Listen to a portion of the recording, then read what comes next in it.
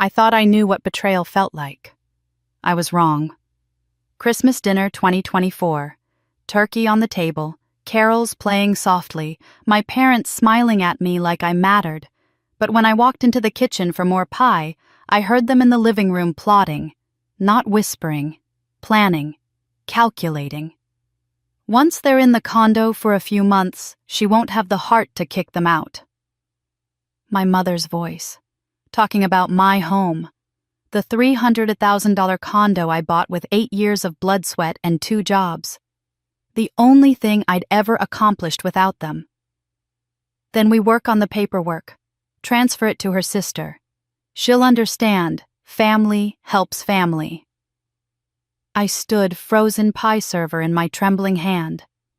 30 years of being the responsible one, the strong one, the one who didn't need anything.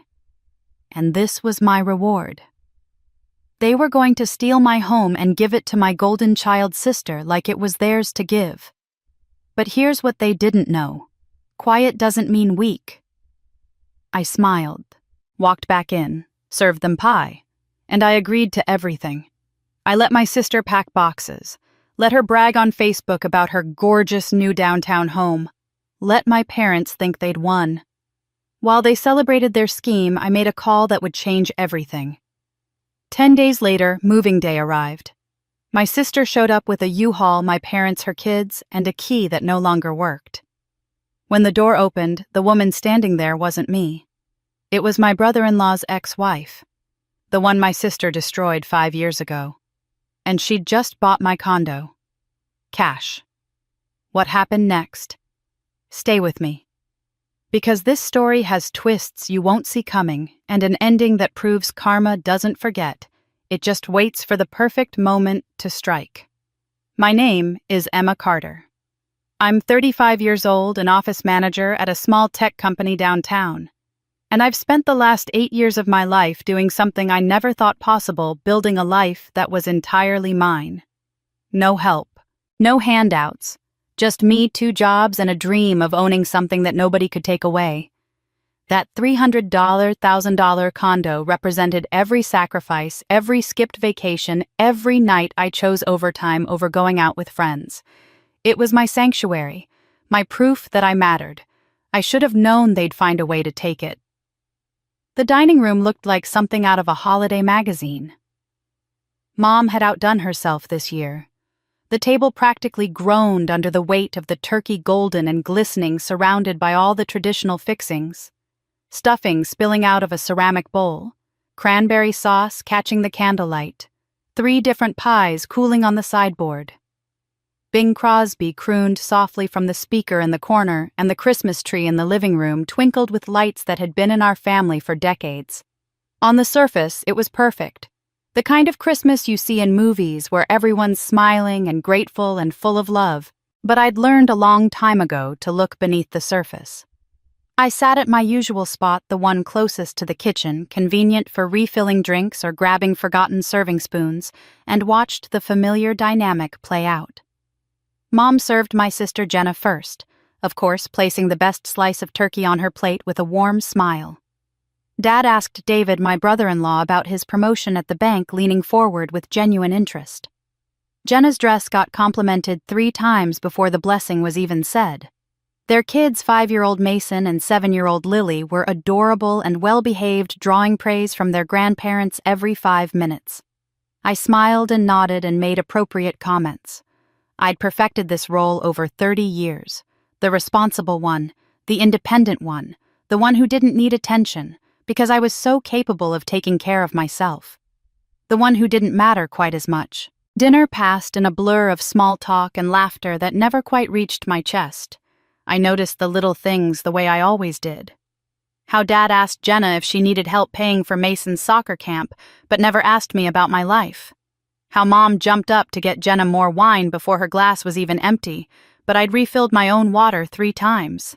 How when I mentioned my recent promotion at work, the conversation lasted exactly 30 seconds before pivoting back to Lily's school play. I told myself it didn't hurt anymore. I'd gotten used to it. After dinner, Mom shooed everyone away from the table. "You all relax. Emma and I will handle dessert." It was tradition, the two of us in the kitchen while everyone else settled in the living room. Usually Mom would chat with me during cleanup, and I'd pretend those 15 minutes of attention filled the gap left by an entire childhood of being second best. Tonight, though, Mom seemed distracted. "Honey, can you grab the pie server from the drawer? I'll get the plates." I moved toward the kitchen, grateful for something to do with my hands. The pie server was in the far drawer, and I had to dig past the old serving spoons and random utensils we never used. That's when I heard it. Voices from the living room, low and conspiratorial. I should have announced myself, should have walked right in, but something in the tone made me freeze. "We need to get them into that condo soon." Mom's voice quieter than at dinner, but still clear. "It's the perfect solution." My hand stilled on the drawer handle. Once they're settled in for a few months, she won't have the heart to kick them out. That was Dad using his planning voice, the one he used when working through logistics. "Then we can work on the paperwork. The condo is worth $300,000. It's too much for just her anyway." Mom again, and I could picture her shaking her head as if my owning my own home was somehow excessive. Family should share. The pie server clattered in my shaking hand. I grabbed the counter to steady myself. They were talking about my condo, my home, the one I'd bought with my own money, my own sweat, my own sacrifice. Then I heard Jenna's voice, and my blood turned to ice. "Are you sure she'll agree?" She knew. My sister knew about this plan, whatever it was. They were all in on it. "She always does." Mom's voice held such certainty, such casual dismissal. "She's the responsible one." I stood behind that kitchen doorway pie server in my trembling hand and felt something inside me crack open. Not break, crack. Like a fault line that had been building pressure for 3 decades, waiting for this exact moment to split wide. They were going to take my home, the one thing I'd built without them, and they'd already decided I'd let them. I took 3 deep breaths, smoothed my face into neutrality, picked up the pie server and walked back into the dining room like I'd heard nothing. "Anyone want more pie?" My voice came out steady, cheerful even. Mom and Dad exchanged a quick glance. Had I been gone long enough to hear? But I was already cutting into the pumpkin pie, my smile easy and familiar. Jenna's eyes met mine for a split second, and I saw something flicker there. Nervousness. Guilt, maybe. Good. Let her be nervous. "Sure, honey," Dad said, and just like that, the moment passed. I served them each a slice. Mom's with extra whipped cream, just how she liked it. Dad's with a clean cut, no crumbs. Jenna's generous because she was always given more. And with every slice, with every smile, I made a decision. They thought I was clueless. Thought I was the same pushover who'd spent 30 years accommodating, understanding, sacrificing. Thought I'd hand over my home, my sanctuary, my proof of worth, just because they decided I should. They thought I was powerless. But they had no idea what I was about to do. I drove home that night with my knuckles white on the steering wheel, their voices playing on repeat in my head. But it wasn't just tonight's conversation that haunted me.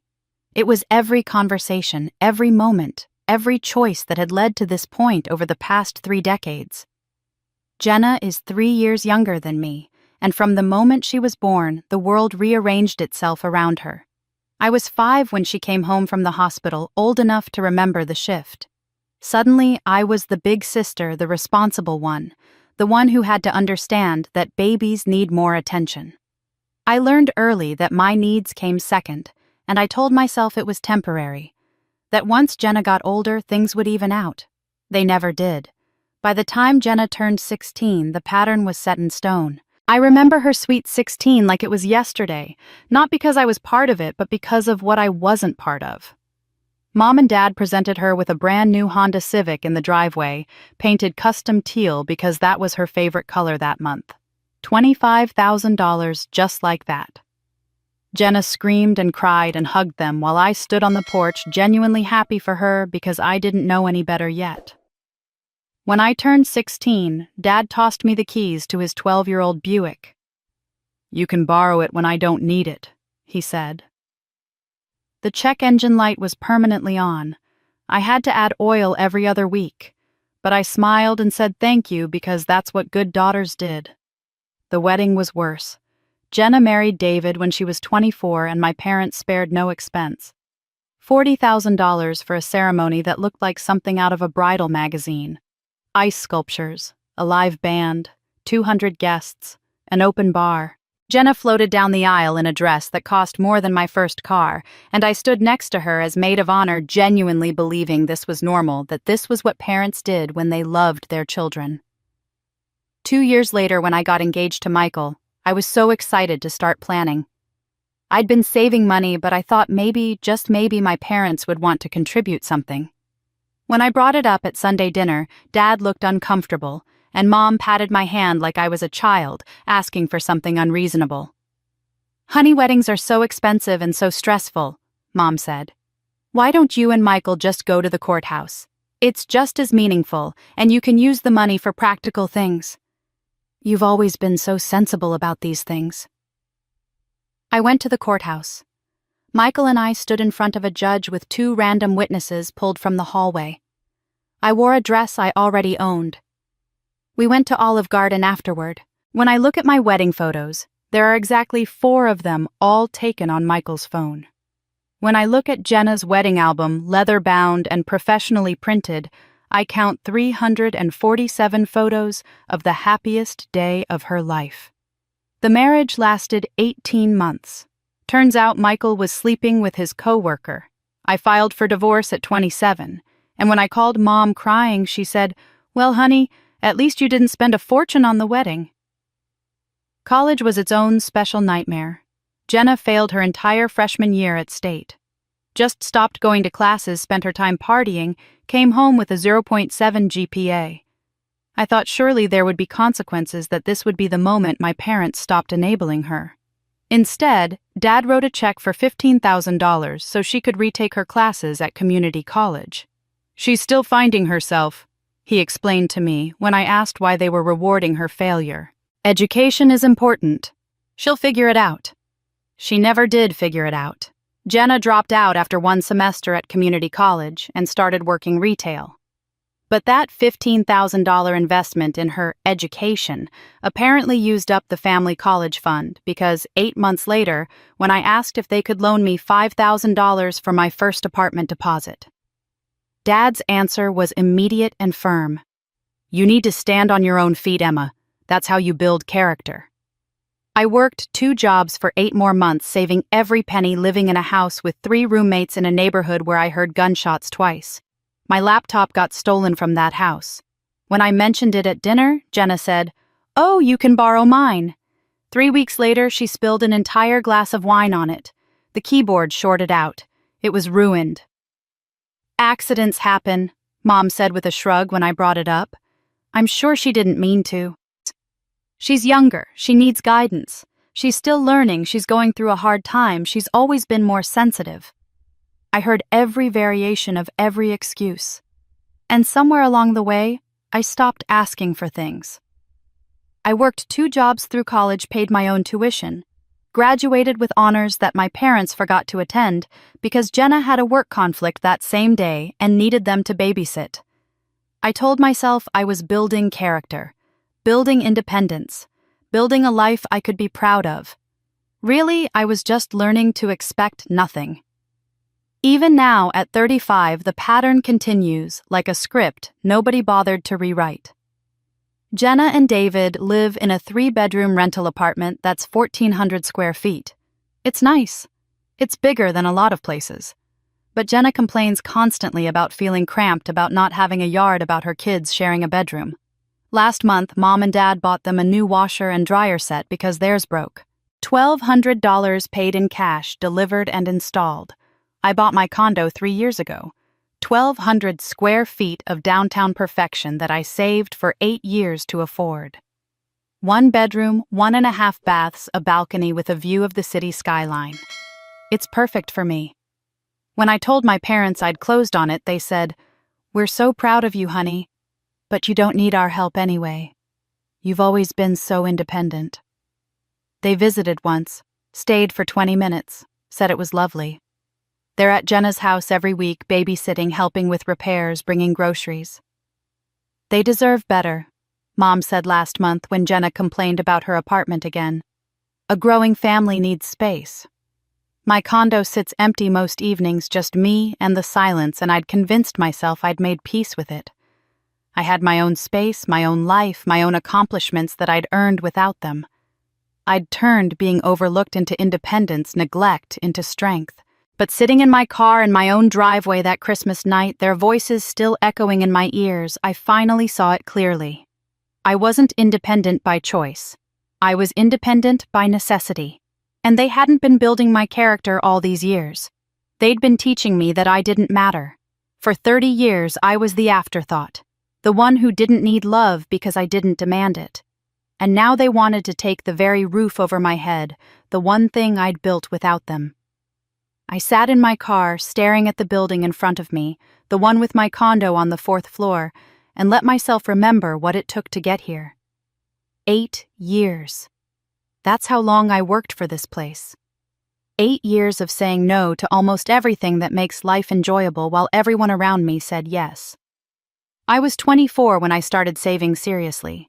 Fresh out of a failed marriage, working as an office manager during the week and picking up whatever weekend gigs I could find. Catering events where I served champagne to people celebrating milestones I couldn't afford.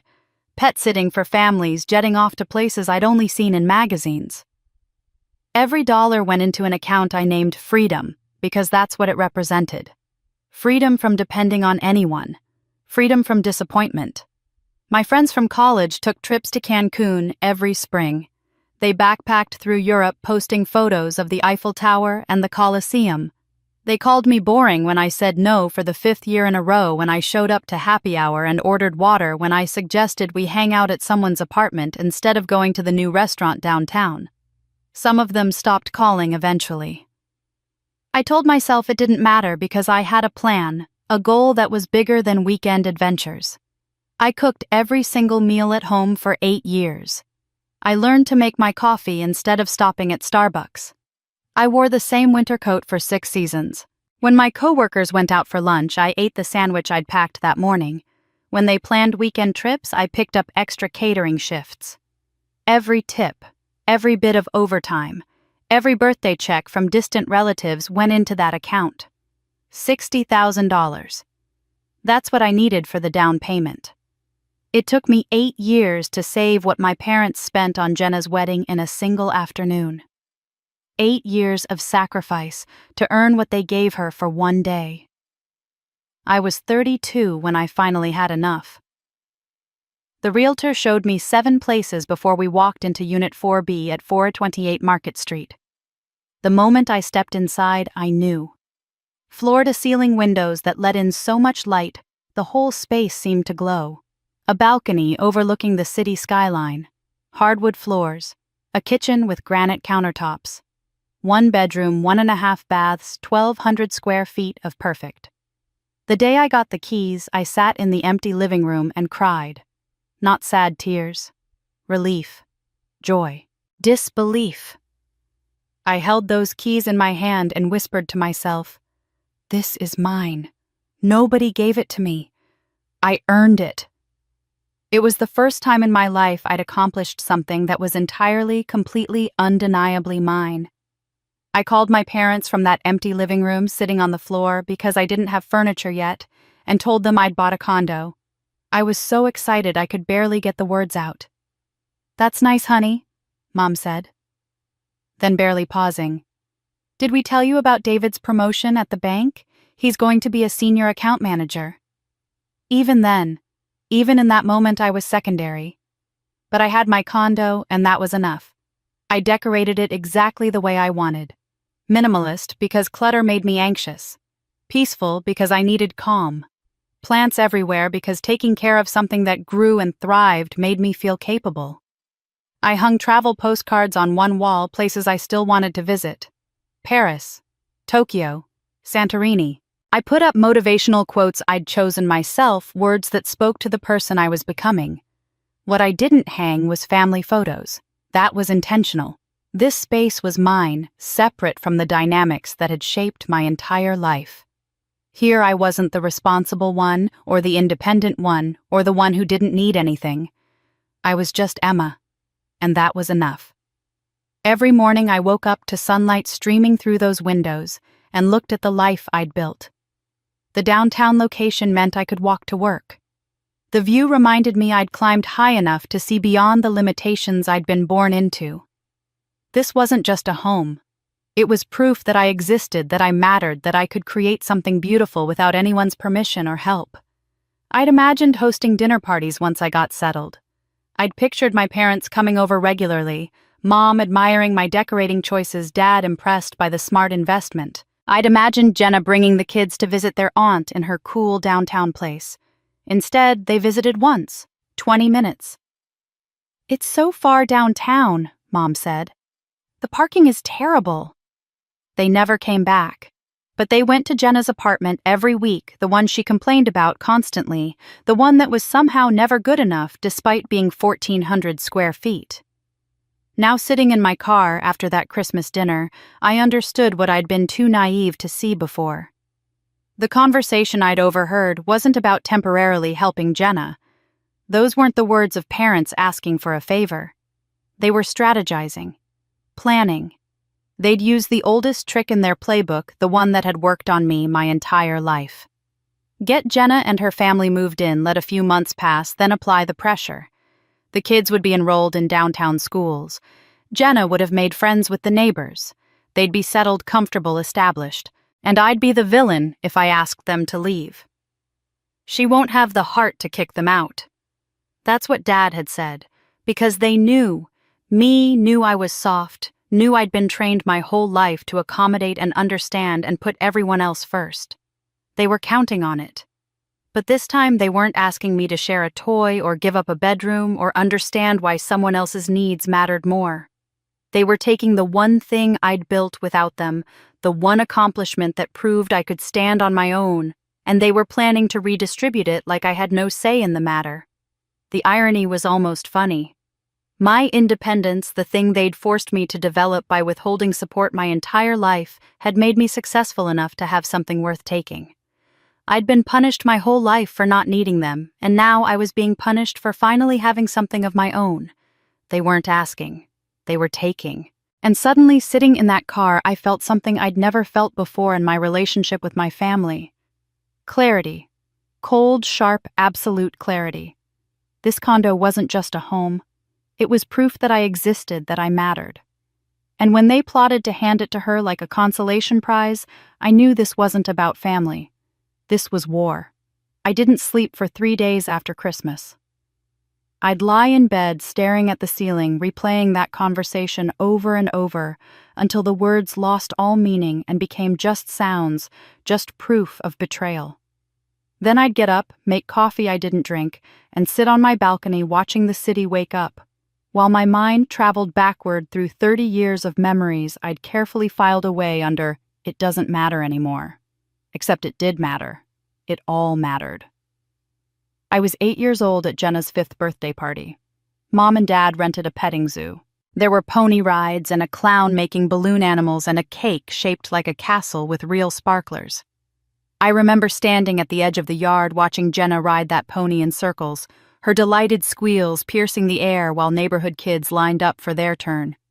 My birthday that same year was homemade cake and pizza from Domino's. 6 kids from my class. We played in the backyard.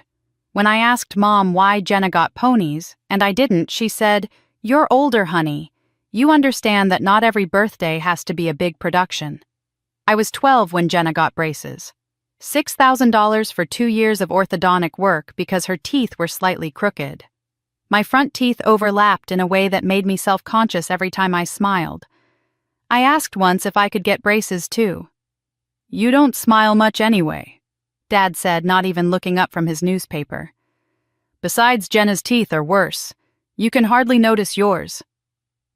I noticed. I noticed every single day. I learned to smile with my mouth closed. High school graduation. I'd worked so hard, graduated with honors, earned a small scholarship to state college. The ceremony was on a Saturday morning in May.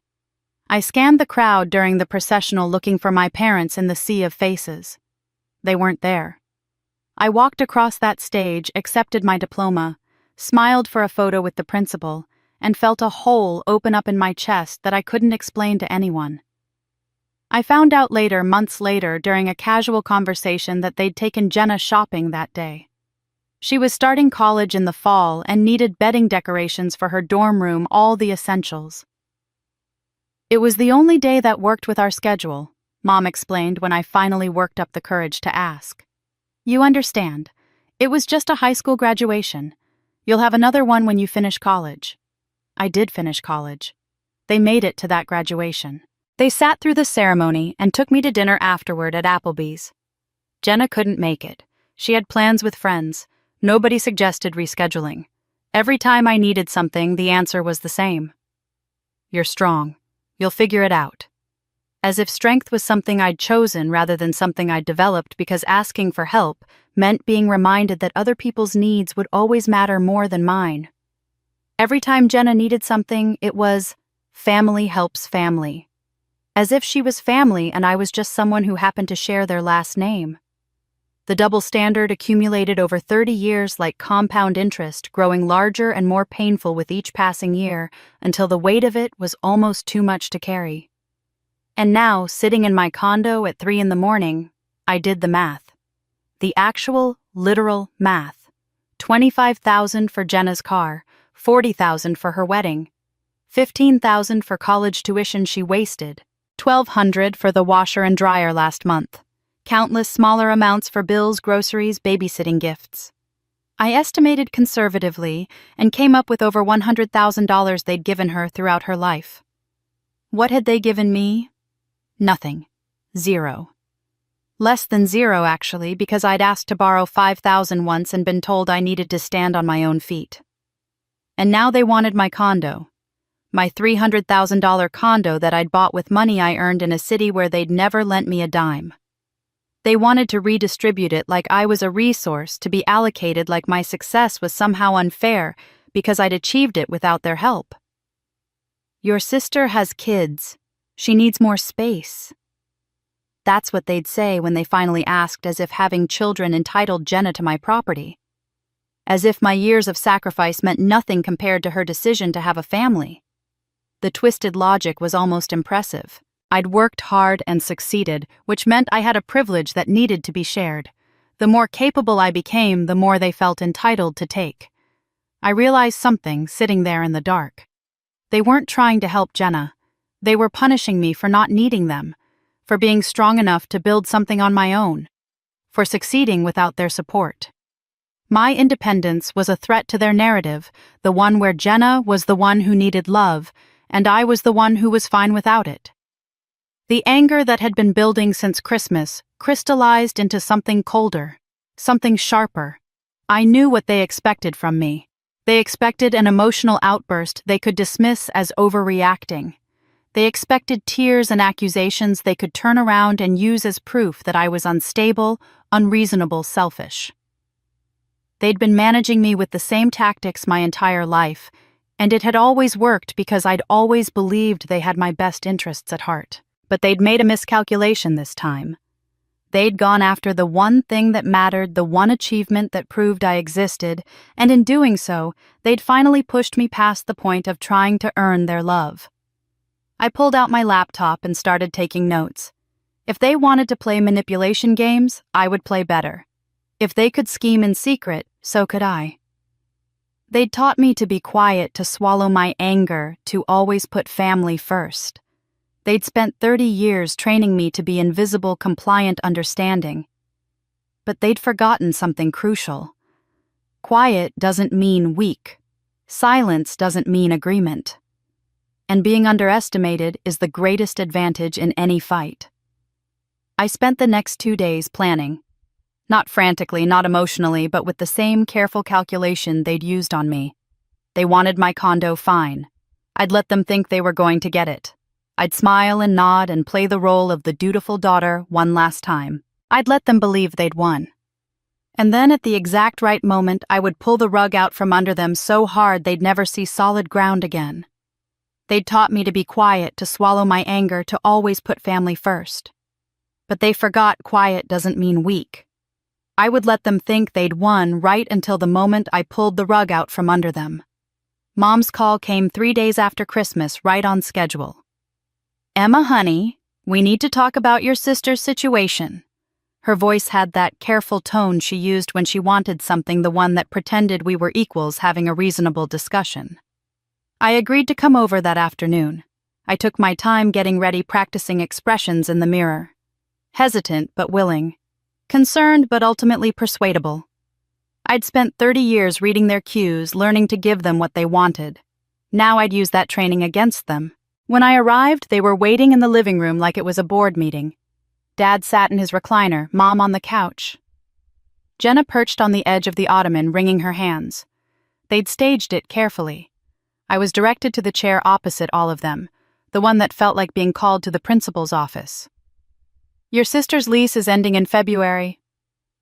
Mom began jumping straight to the pitch. "And with the rent increases in this market, they're really struggling. You have that extra bedroom in your condo, and we thought it would be perfect." Jenna interrupted, her eyes already red like she'd been crying on cue. "Just temporarily, just until we get back on our feet." I let the silence stretch, watching them squirm. "I don't know. I like my space. I'm used to living alone." "It's only 6 months," Dad said, leaning forward with his elbows on his knees. "They'll save money, find something better. You'd be helping family Emma. That's what we do." The irony of those words coming from him was almost too much. "After everything we've done for you," as if they'd done anything for me besides teach me that I was always going to be second choice. "I like my privacy," I said, infusing my voice with just enough uncertainty to make them think they were winning. Jenna's tears started flowing for real now. "We have nowhere else to go. The kids are in school. David's commute is already so long. Please, Emma, you're my only sister." I did the math in my head. If I said no now, outright, they'd know something was wrong. They'd know I'd overheard them at Christmas. They might change their strategy, become more cautious, harder to outmaneuver. But if I agreed reluctantly after the exact amount of pressure I'd always given into before they'd relax, they'd think they'd won. They'd stop being careful. I let 20 minutes pass. I raised objections about utilities, about privacy, about having strangers in my space. They countered every concern with promises they had no intention of keeping. Finally, I sighed, a sound of defeat I'd perfected over decades. "Okay, but only 6 months. And we need clear rules about everything."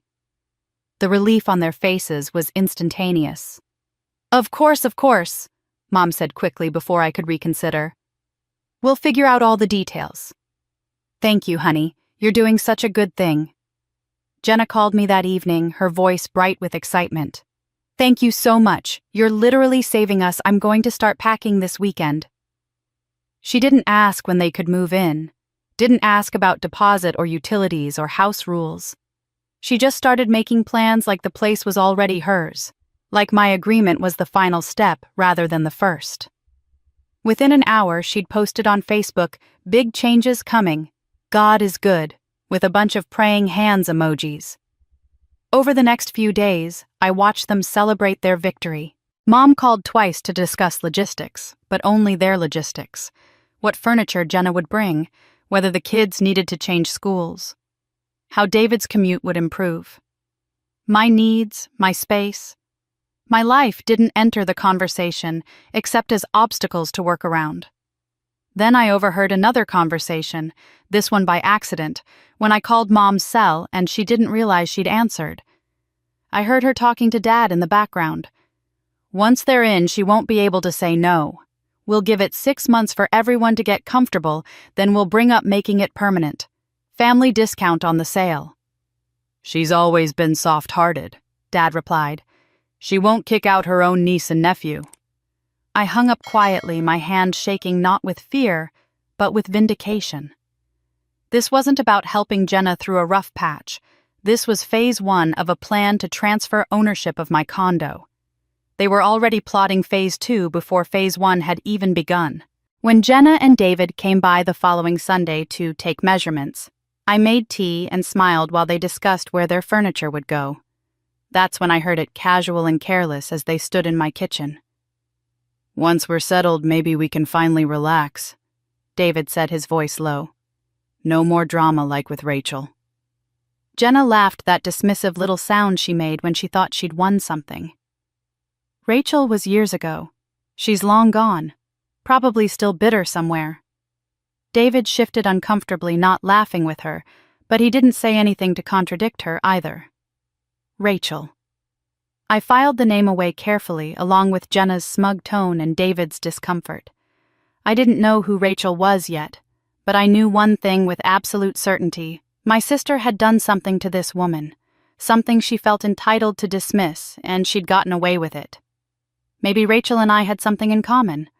But first things first. I had a condo to protect, and I had exactly 6 weeks before Jenna's lease ended and they tried to take over my life. They thought I'd caved. They thought I was the same pushover. I'd always been the one who understood and accommodated and sacrificed, because that's what good daughters did. What they didn't know was that I'd already made a call, and the wheels were in motion. The morning after that Sunday visit, before I'd even had my coffee, I pulled up Sarah Chen's number in my phone. Sarah had been my realtor 3 years ago when I bought the condo, a sharp woman in her 40s who'd listened to what I wanted and found it without trying to upsell me into something bigger. She'd respected that I was buying a loan with my own money and had treated the purchase like it mattered. It had mattered. It still did. She answered on the second ring. "Emma, it's been a while. How's the condo treating you?" "Sarah, I need to sell, fast and quiet. No public MLS listing yet." There was a pause, the kind that stretched just long enough to let me know she was recalibrating.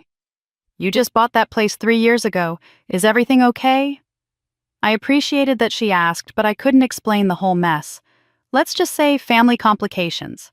I need a cash buyer and a quick close. Can you help me? Her tone shifted immediately into professional mode, all business. "I understand. Let me help you. I'll list it in our private network first, and there are some exclusive Facebook groups for serious buyers in the downtown area. Motivated sellers usually get quick responses there, and the buyers tend to be more committed." "How quick are we talking?" "If we find the right buyer, 10 to 12 days from acceptance to closing. Aggressive but doable with cash." 10 to 12 days.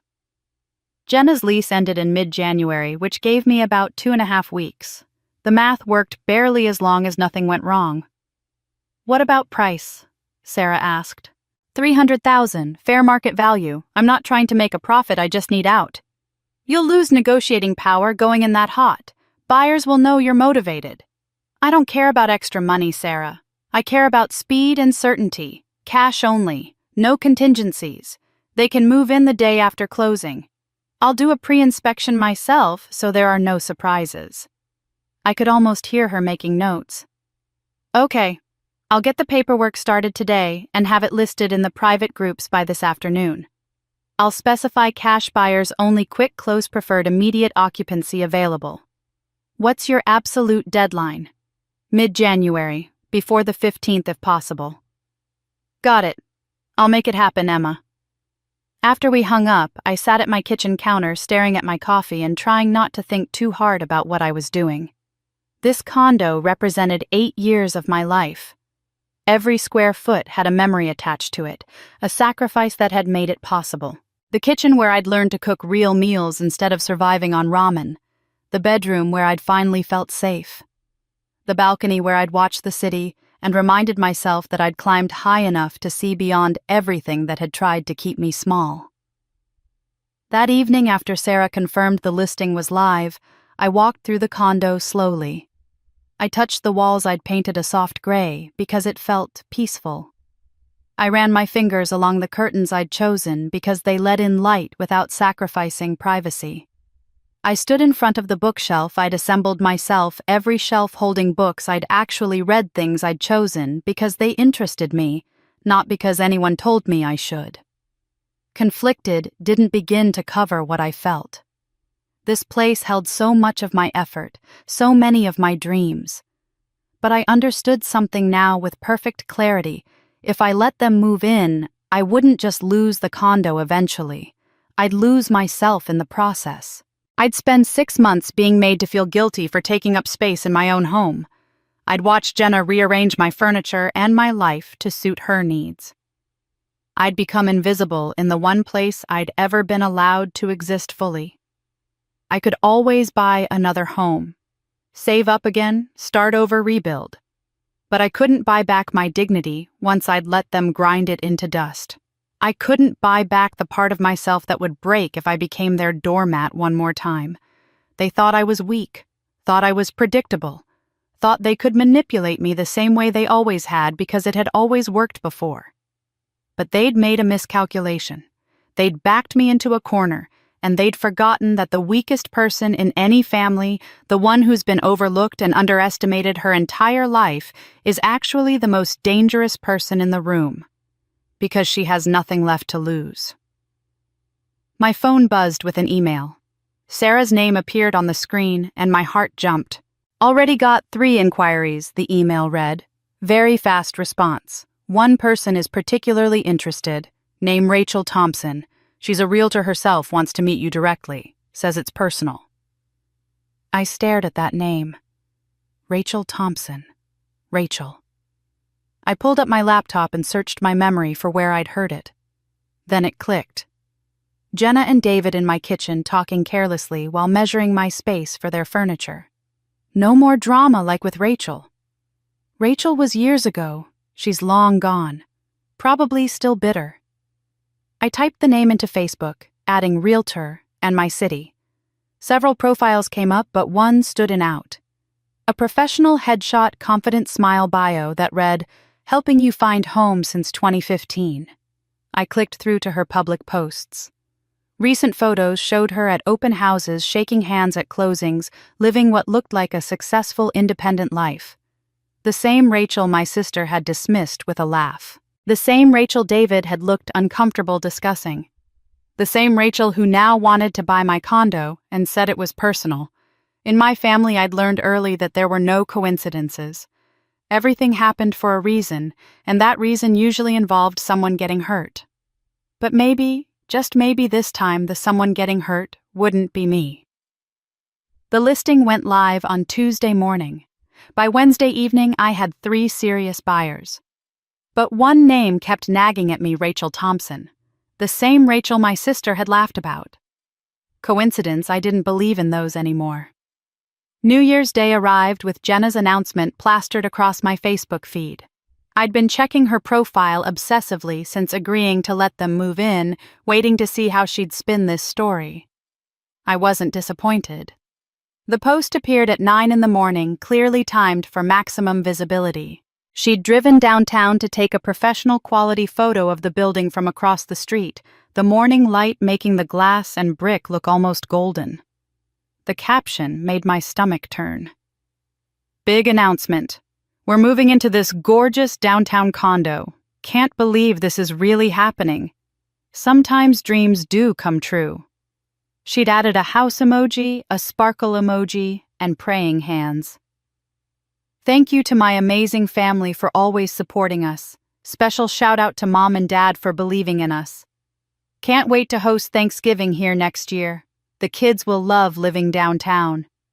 Then, as if that wasn't enough, she'd tagged the location. Not just the building name, but the full address. The Edison Lofts, 428 Market Street, Unit 3B. My exact unit.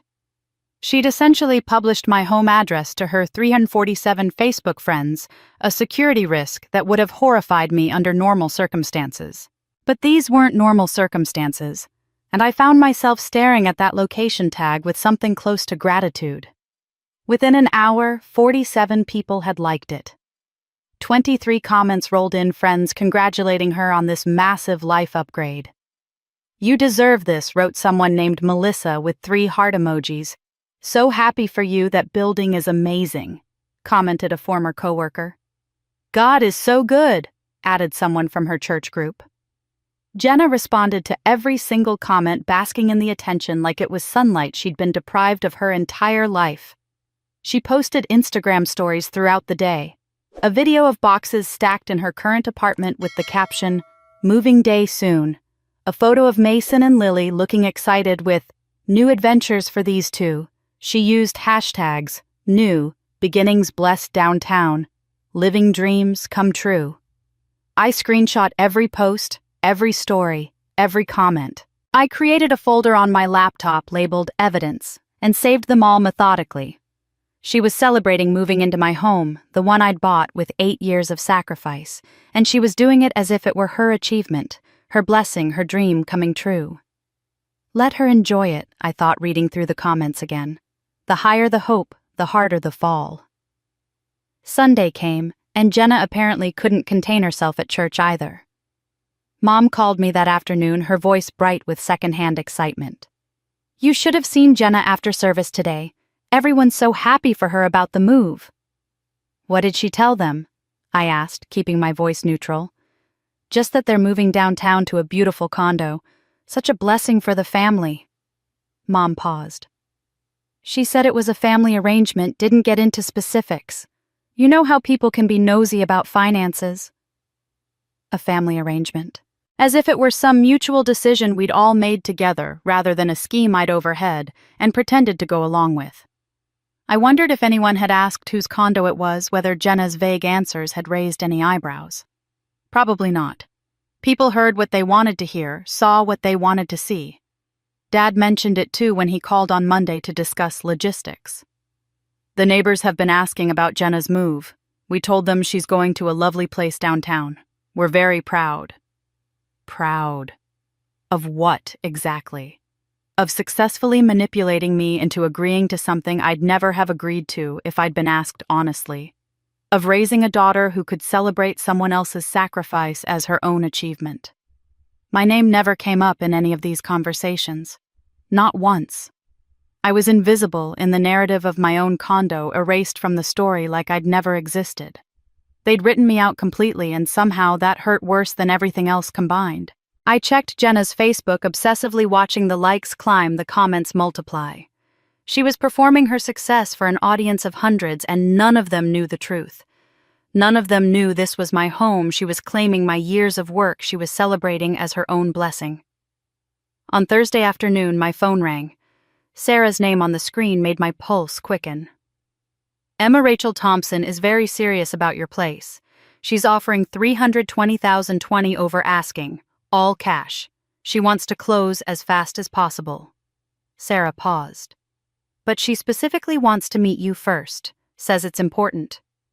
Why does she want to meet me? She wouldn't tell me details, but I got the sense. Sarah hesitated. I think she saw your sister's Facebook post.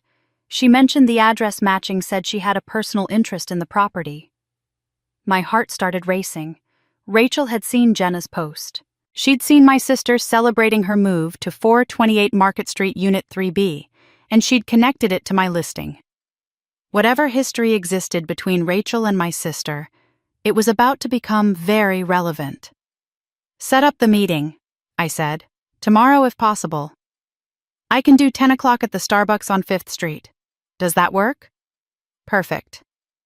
After we hung up, I pulled up Jenna's post one more time. 47 likes had grown to 63. The comments kept coming, a steady stream of congratulations and well wishes. She'd tagged the exact address, broadcast her triumph to hundreds of people, counted her chickens before a single one had hatched. My sister's post had 47 likes and counting. She was tagging the address, celebrating her dream come true, thanking our parents for their support. She had no idea she'd just advertised her own humiliation to hundreds of people, and one person in particular was paying very close attention. I arrived at the Starbucks 15 minutes early, claimed a corner table in the back where I could watch the entrance, and ordered a coffee I had no intention of drinking. My hands were shaking slightly, so I kept them wrapped around the cup to hide it. This meeting could change everything, or it could be nothing. I didn't know which possibility scared me more. At exactly 10 o'clock, a woman walked through the door and scanned the room with the practiced ease of someone who spent her life sizing up properties and people. Early 40s, I guessed. Well-dressed in a way that looked effortless, but probably wasn't tailored wool coat designer bag hair styled in a sleek bob that framed her face. She carried herself like someone who'd been knocked down and gotten back up stronger. When her eyes found mine, she smiled, and I saw recognition there. Sarah must have described me well. "Emma?" she asked as she approached. "I'm Rachel Thompson. Thank you for meeting me." Her handshake was firm, confident. We made small talk while she ordered her coffee, discussing the weather and downtown parking, the kind of meaningless conversation that fills space while both parties decide how honest they're going to be. When she sat down across from me, she launched into what sounded like a rehearsed pitch.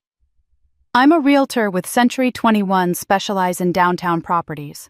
I've been looking for an investment property, and yours fits my criteria perfectly." She took a sip of her latte. "I can offer $320,000 all cash, close in 10 days. I know that's over your asking price, but I really want this property." I studied her face, looking for the truth beneath the professional veneer. Something wasn't adding up. Realtors didn't typically offer $20,000 over asking for investment properties, especially not ones they could tour and inspect at their leisure. "That's very generous," I said carefully. "Can I ask why you're so interested in this particular condo? There are 3 other units for sale in the same building." Rachel set down her cup and looked at me for a long moment, as if weighing how much to reveal. "Can I be completely honest with you? Please." She pulled out her phone, scrolled for a moment, then turned the screen toward me. It was Jenna's New Year's Day post, the one with the building photo and all the emojis and the location tag broadcasting my address to the world. "I saw this yesterday," Rachel said quietly. "Someone celebrating moving into this exact address. The woman who posted it, I don't know her well personally, but I know her husband." She paused and something flickered across her face. "Very well. He used to be my husband, until 5 years ago, until she came along." The coffee shop seemed to go quiet around us. I stared at her, then at the phone screen showing my sister's smiling face, then back at Rachel. "You're Rachel," I said.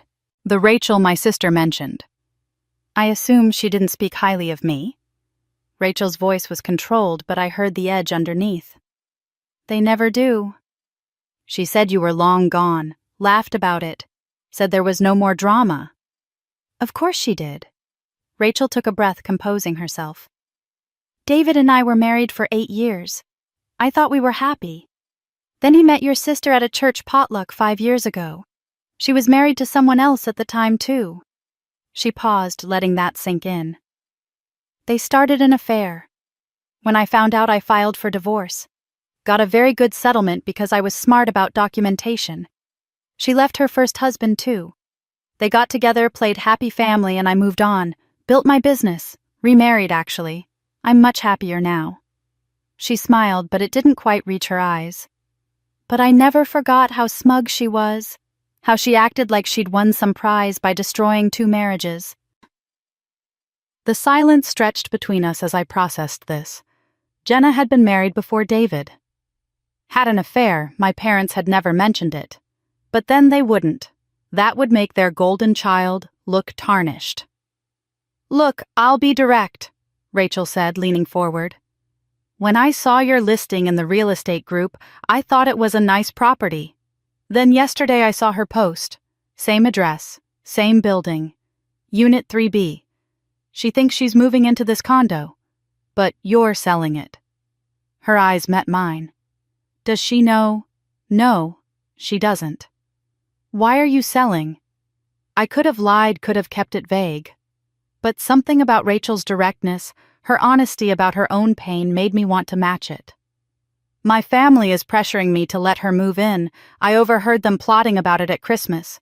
They want to get her settled, then gradually transfer ownership. They think I'm too weak to say no once she's there." Rachel's expression shifted, understanding dawning. "And instead of letting them take it, you're selling it first. What if you sold it to me? Then she'd be moving into your home instead of mine." We both smiled, then slowly as the full picture came into focus. 2 women who'd been wronged by the same person sitting in a coffee shop, planning something that felt like justice. "I want to be clear," Rachel said. "I'm over David, happily remarried. This isn't about winning him back. But your sister has never faced a single consequence for what she did. She broke up 2 marriages and got rewarded with sympathy and a fresh start. I heard through mutual friends she's been struggling financially. I'm guessing that's why she needs your place. She scammed people in an MLM scheme, I said. Owes about $75,000. Rachel's eyes widened. I didn't know that, but it doesn't surprise me. She straightened in her chair, all business now. $320,000. Cash. Close on January 17th, before they can move anything in. And when they show up with their moving truck, I'll be there to greet them personally. I extended my hand across the table. I think we have a deal, Rachel. Her grip was strong, certain. We exchanged phone numbers, agreed that Sarah would handle the paperwork, made plans for the inspection. As we stood to leave, Rachel touched my arm. You know, I spent years being angry, she said. Then I realized living well is the best revenge. But this... She smiled genuinely this time. This is a close second. We shook hands over coffee. Rachel had her revenge. I had my freedom. And my sister. She had no idea that her Facebook flex tagging the address and bragging to the world had just connected 2 women she'd wronged. The paperwork was signed within 72 hours. By the time my sister packed her first box, the condo no longer belonged to me. I parked across the street from the building at 9:30 Saturday morning, early enough to watch everything unfold, but far enough away to stay invisible. I'd turned off my phone the night before, knowing what was coming, and sat in my car with tinted windows, feeling my heart hammer against my ribs. This was it. The moment everything I'd carefully orchestrated would either work perfectly or blow up in my face. The U-Haul arrived at 10 o'clock, exactly, lumbering down the street and double parking in front of the building with its hazard lights blinking. Jenna climbed out of the passenger side, practically bouncing with excitement while David killed the engine. My parents' car pulled up behind them, and I watched Mom and Dad get out wearing work gloves, ready to help carry boxes. Mason and Lily were strapped into car seats in Jenna's SUV, craning their necks to see the building their mother had been talking about for weeks. Jenna had posted an Instagram story at 7 that morning. I'd seen it before turning off my phone. A photo of packed boxes with the caption, "Moving Day, New Chapter, Starts Today," followed by a house emoji and a moving box emoji. She was documenting every moment of what she thought was her triumph. Neighbors were already watching from windows and balconies. Moving day in a downtown building always drew attention. People curious about who was coming or going, mentally calculating property values and judging furniture choices. Today they were going to get a show worth watching. Jenna approached the main entrance with the key I'd given her 2 weeks ago, the one I'd claimed was for measuring furniture and planning layouts. She held it up like a trophy, grinning at her kids. "This is your new home." I could hear her voice carrying across the street, high and excited. They crowded into the elevator, the whole family plus my parents, and I knew they were riding up to the 4th floor with their hearts full of plans and expectations. I watched the moving truck driver lean against his vehicle, checking his phone, waiting for someone to tell him where to start unloading. A few minutes later, I saw movement on the 4th floor exterior walkway visible from my vantage point. Jenna led the group to Unit 3B, still holding that key, still smiling. She inserted it into the lock with confidence. It didn't turn. Even from across the street, I could see her confusion. She pulled the key out, looked at it, tried again. Jiggled it. Tried to force it. David leaned in, saying something I couldn't hear. Jenna's voice rose, frustrated. "This is the one she gave me." My parents exchanged worried glances. Mom pulled out her phone, probably to call me. Good luck with that. Then the door opened from the inside. Rachel stood there in dark jeans and a cream cashmere sweater, holding a coffee mug like she'd just been enjoying a peaceful Saturday morning in her new home. Because she had been. Her hair was styled perfectly, her makeup subtle but flawless. She looked put together and calm and completely in control, the polar opposite of my sister's frantic confusion. I couldn't hear the exact words from my car, but I saw Jenna's mouth moving, saw Rachel respond calmly, saw Rachel show her phone screen to display what must have been the property deed. Then I saw David's face go absolutely white as recognition hit him like a physical blow. The confrontation escalated fast. Jenna started screaming, her voice carrying across the street now. Other residents emerged from their units drawn by the commotion. I saw phones come out, recording devices lifted.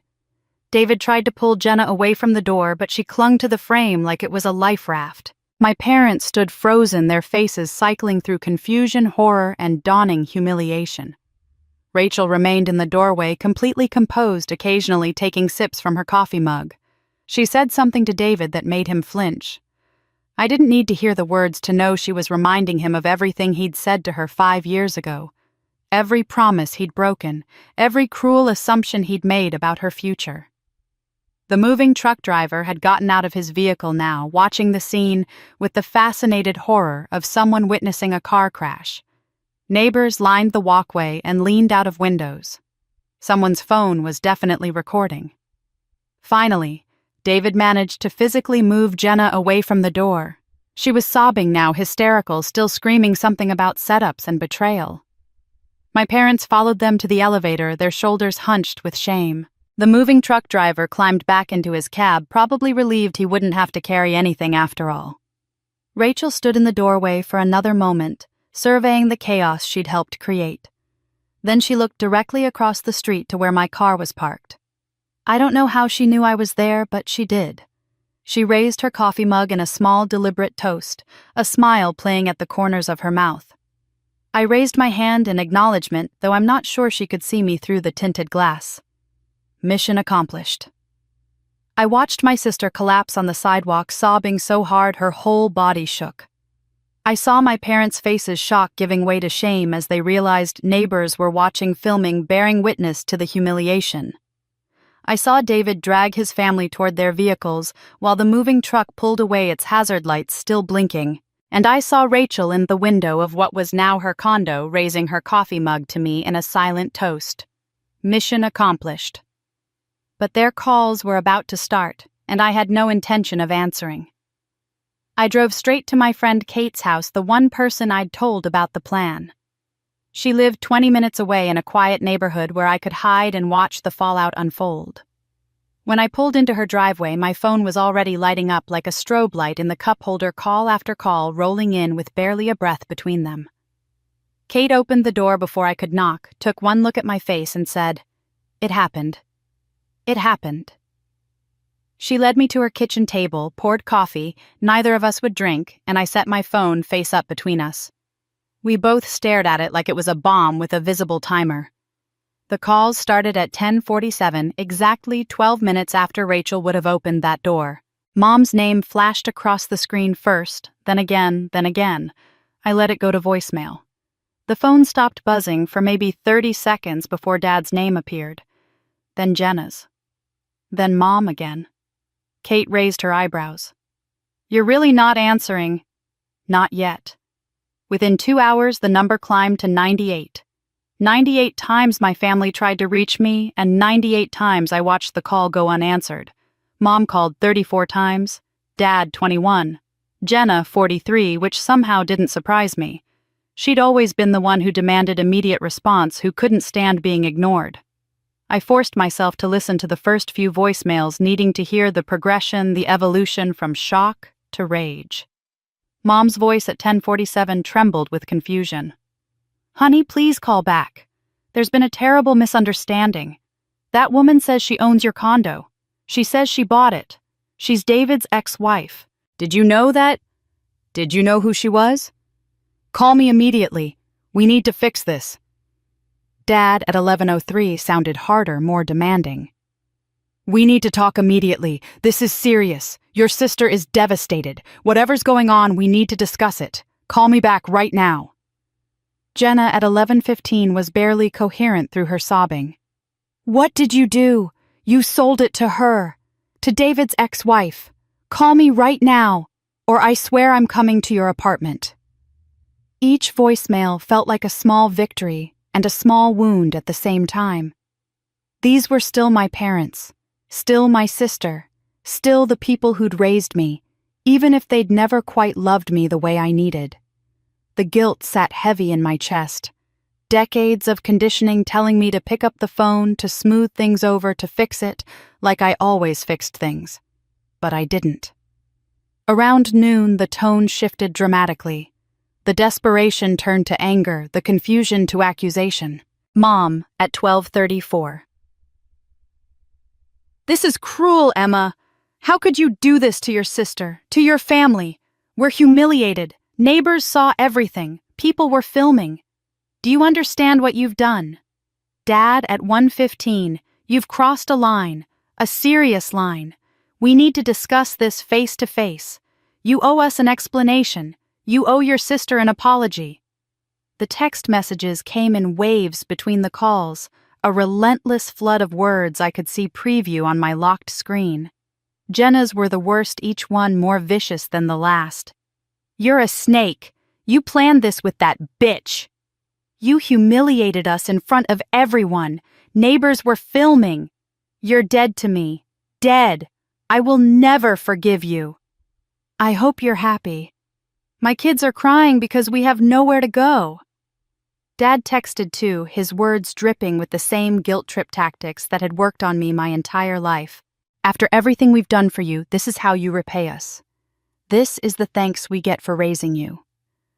I stared at that message for a long time. What had they done for me exactly? What thanks did they deserve? I couldn't think of a single thing they'd given me that hadn't come with conditions that hadn't been designed to keep me small and compliant and grateful for scraps. Even my aunt texted, clearly recruited by my parents for reinforcement. Family should forgive. Call your mother. Kate watched me read the messages, watched my face cycle through emotions I couldn't name. You okay? She finally asked. I will be. I turned the phone face down, but I could still hear it buzzing against the table, feel it vibrating through the wood. The number kept climbing. 50, 70, 85, 98. They were going to steal from me, I said out loud, needing to hear the words. They didn't ask. They plotted. They planned to manipulate me into giving up my home. This isn't revenge, Kate said quietly. No, it's self-preservation. The calls finally stopped around midnight. 98 missed calls, dozens of text messages, voicemails that started with tears and ended with threats. I listened to none of them after those first few. Kate poured us both wine, raised her glass. To freedom, she said. To boundaries, I replied. For 30 years, I'd answered every time they called. For 30 years, I'd dropped everything to help, to accommodate, to understand.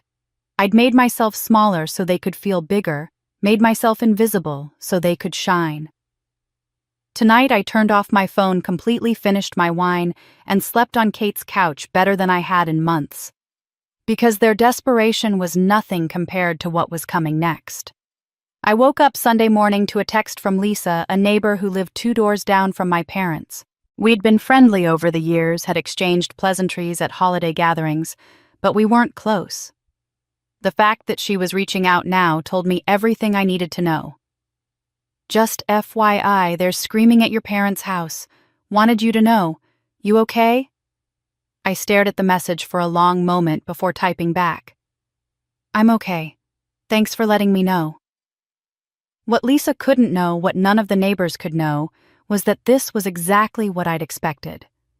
When you take away something people feel entitled to, they don't come together in solidarity. They turn on each other looking for someone to blame. Lisa's next text came with more detail. Started around 6 last night when they got back. Still going.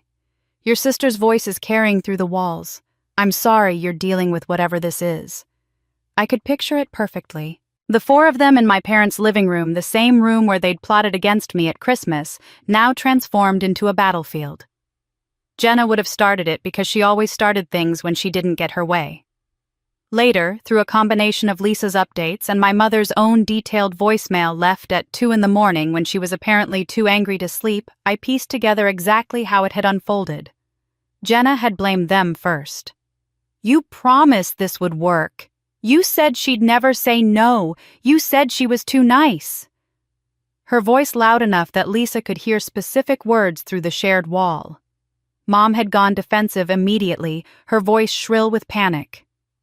"We thought she'd be reasonable. She's never stood up to us before. How were we supposed to know she'd do something like this?"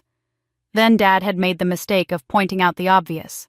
"If you hadn't posted it all over Facebook with the exact address, maybe this wouldn't have blown up so publicly."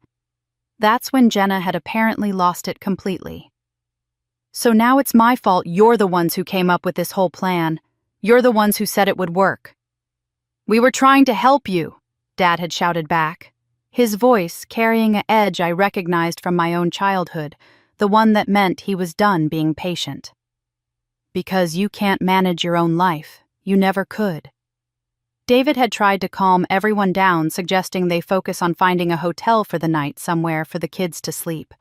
That's when Jenna had turned on him like a wounded animal cornered. "And you, your ex-wife.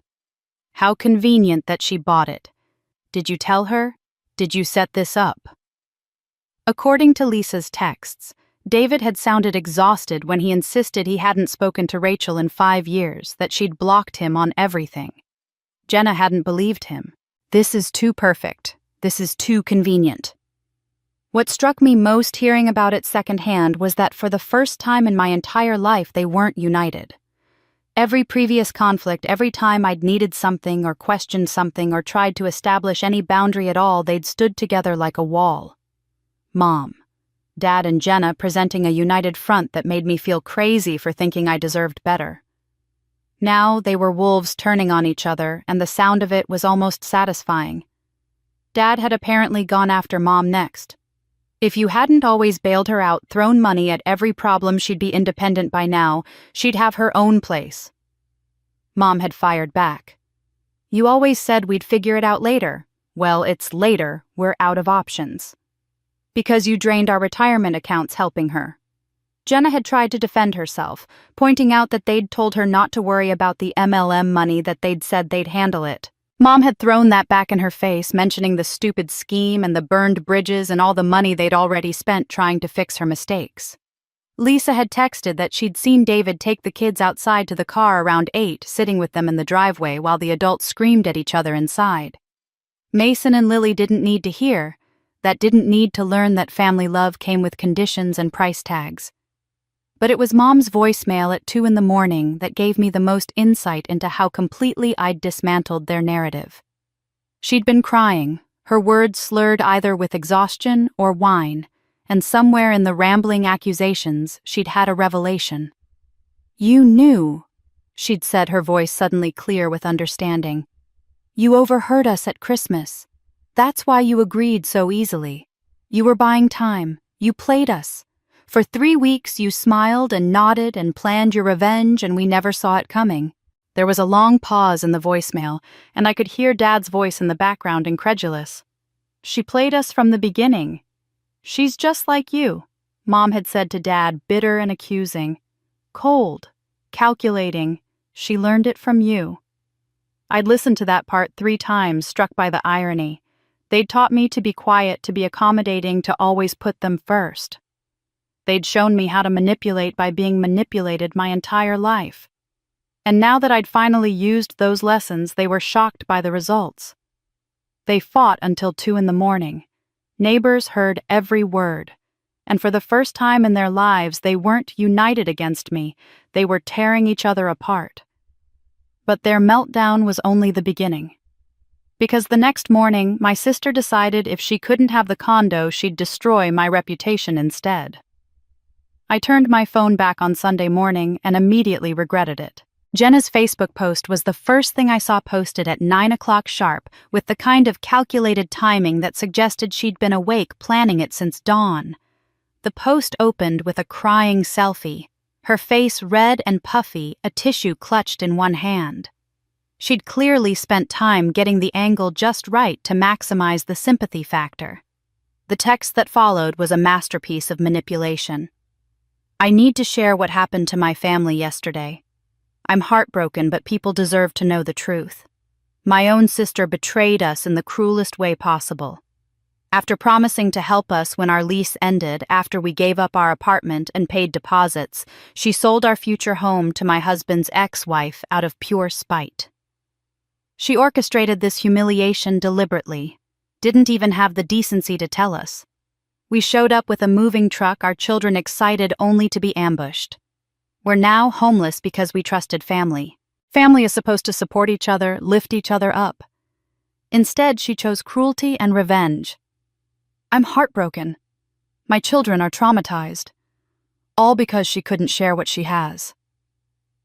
She'd attached 3 photos. The crying selfie, a picture of Mason and Lily looking sad in the car, a shot of the U-Haul truck loaded with boxes. The visual evidence of her victimhood carefully curated for maximum impact. Within 2 hours, 200 people had commented and 50 had shared it. I sat at Kate's kitchen table watching the numbers climb, my coffee going cold in front of me. The comments split exactly as I'd expected. Some people bought the narrative immediately. That's awful, who does that to family? And praying for you and the kids, and I can't believe your own sister would do this. Others asked the questions Jenna was deliberately not answering. Wait, it was her condo. Did you pay for it? And why did you give up your apartment before you had keys? I watched Jenna respond to every supportive comment with gratitude and ignore every critical question. Then I watched her start deleting the critical ones, entirely reshaping the narrative in real time by eliminating any voice that didn't support her version of events. My parents went to church that morning. Part of me had expected them to hide in shame, but I should have known better. They needed allies, needed sympathy, needed to control the story before it controlled them. According to 3 different people who texted me throughout the day, Mom had been in tears in the parking lot after the service. Our daughter has abandoned all family values.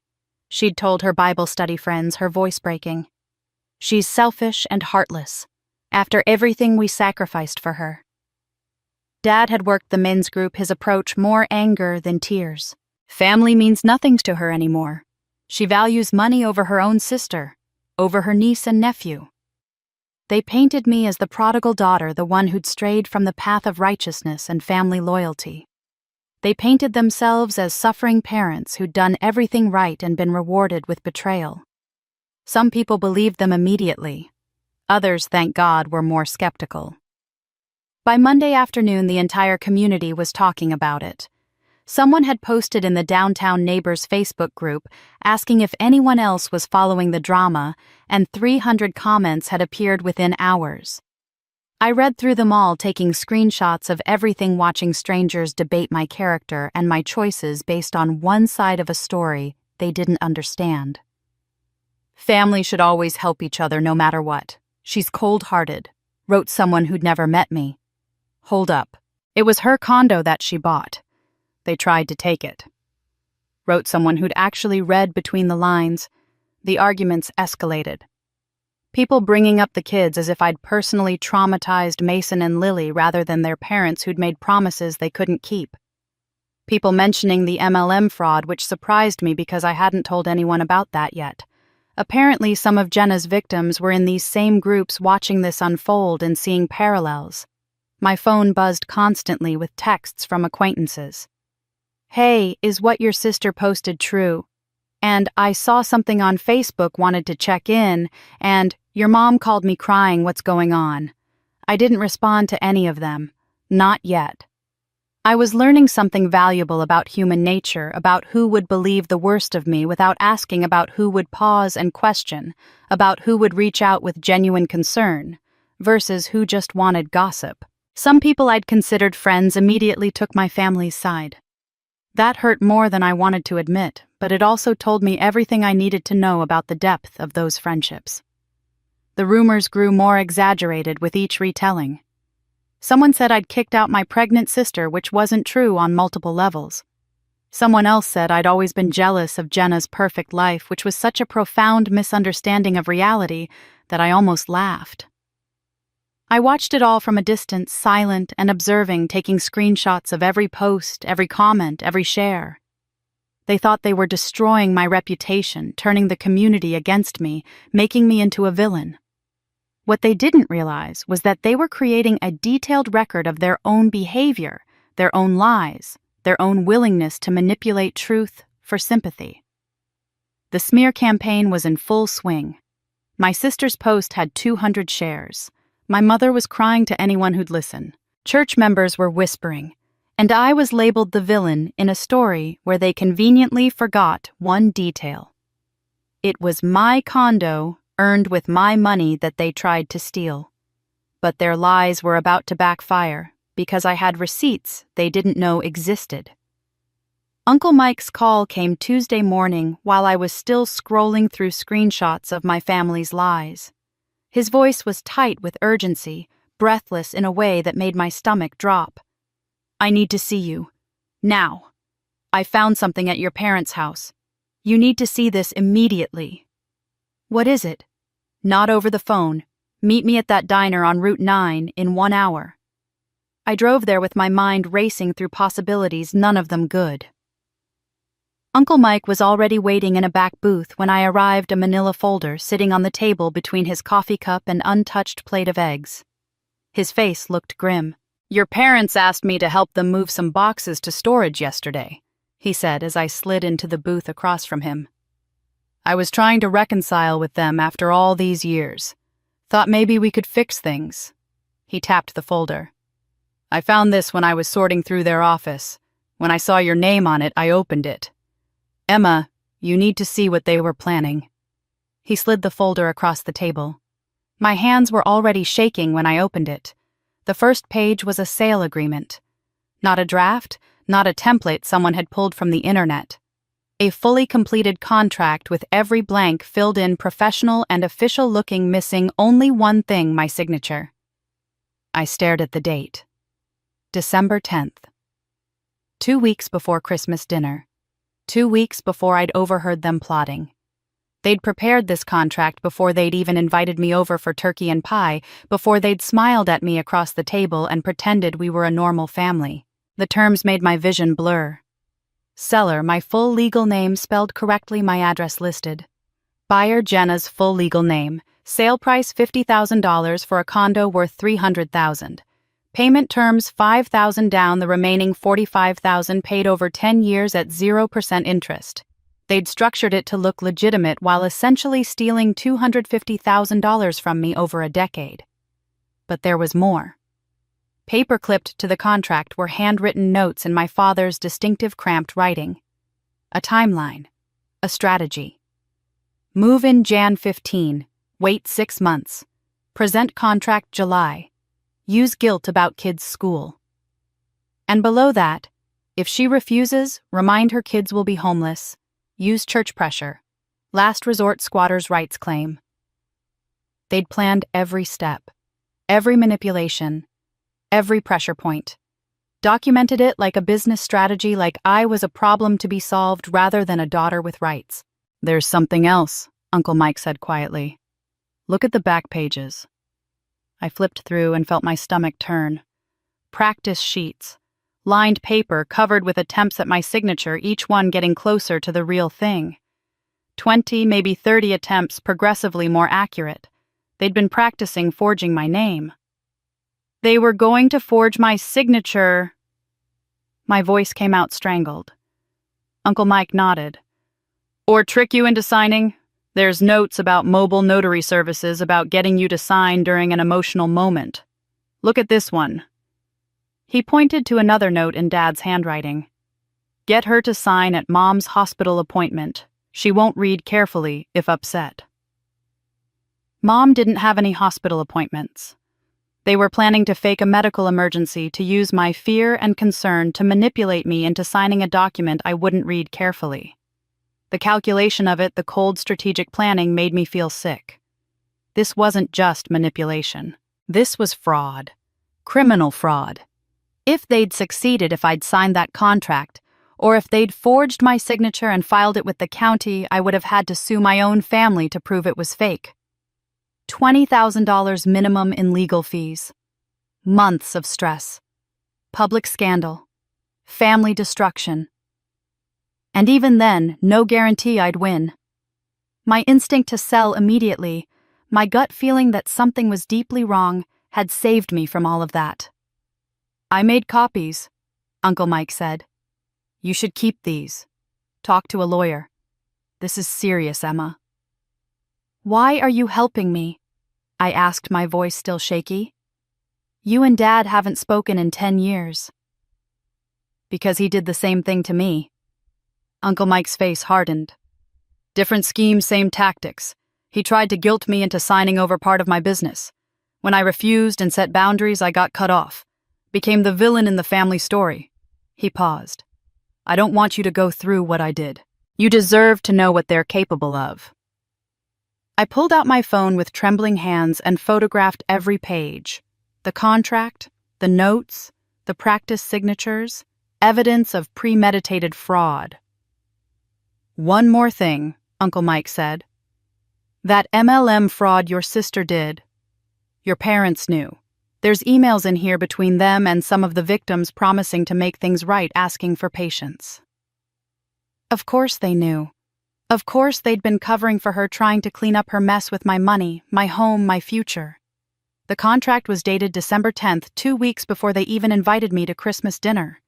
This wasn't a plan, this was a trap. And those signature practice sheets. They hadn't just plotted to take my home, they'd plotted to commit fraud. For the first time I realized I didn't just dodge a bullet, I dodged a bomb. I drove home from the diner with Uncle Mike's folder on the passenger seat, too dangerous to look at while driving, but impossible to ignore. Once inside my apartment, I spread everything across my dining table and spent the entire evening organizing evidence like I was building a legal case, which in a way I was. Property deed showing my name as sole owner. Mortgage statements proving I'd paid every cent. Bank records with account numbers redacted but dates and amounts visible, documenting 8 years of deposits into my down payment fund. Screenshots of every social media post my family had made, every lie they'd told, every manipulation they'd attempted. And now, thanks to Uncle Mike, photos of their fraudulent contract with those chilling practiced signatures. I opened a new document and created a timeline listing every example of favoritism with specific dates and dollar amounts. 1998, 2005, 2008, 2015. A 30-year pattern laid out in black and white, undeniable and documented. Then I started writing my response. It took 3 hours and 7 drafts before I got the tone right. Not angry, though I was furious. Not pleading, though part of me still wanted them to understand. Calm, measured, factual, strong. Every word chosen carefully, every sentence crafted to tell the truth without sounding vindictive. I titled it, "My Side of the Story," with receipts. The post opened simply. "I've watched my family's version of events spread for 3 days. Here are the facts." Then I laid it out methodically. The condo in question, I bought it 3 years ago. 100% my money. Attached property deed mortgage in my name only. I worked 8 years, 2 jobs, saved $60,000 for the down payment. This condo represents every sacrifice I made to build an independent life. I listed the examples chronologically, each one a knife I'd been carrying in my chest for decades. 1998. Sister received a $25,000 car for her 16th birthday. I received permission to borrow Dad's car. 2005 sister's wedding cost $40,000, which our parents paid. When I planned to marry, I was told to just go to the courthouse because weddings aren't important. 2008, sister failed college, parents paid $15,000 for her to retake classes. Same year, I asked to borrow $5,000 for an apartment deposit and was refused. Direct quote from Dad, "You need to stand on your own feet." I added the most recent example. 2015, I bought this condo with my own money. Within 6 months, I was asked if sister could stay there. Then I attached the evidence. Scanned images of my property deed, bank statements with sensitive information redacted but proof of payment clear. And the piece of resistance photos of their fake contract. This contract dated 2 weeks before Christmas shows their real plan forced me to sell my $300,000 condo for $50,000. Notice the practice signatures at the bottom. I continued my words, getting stronger. They didn't ask if they could move in. They told me. I overheard them plotting how to manipulate me into compliance. I sold my property bought with my money to protect myself from documented fraud. Family doesn't mean endless sacrifice without respect. Love without boundaries isn't love. It's exploitation. The conclusion took me the longest to write. If protecting my assets from a documented scheme makes me selfish, then I choose self-respect over being a doormat. To those who judged without asking my side, I hope you never have to choose between family and self-preservation. I hope your family never makes you feel like your accomplishments are communal property to redistribute. I ended with a challenge. I'm not looking for sides to be taken. I'm simply asking for the truth to be told. And for those who think I should have just helped family, I did help, for 30 years.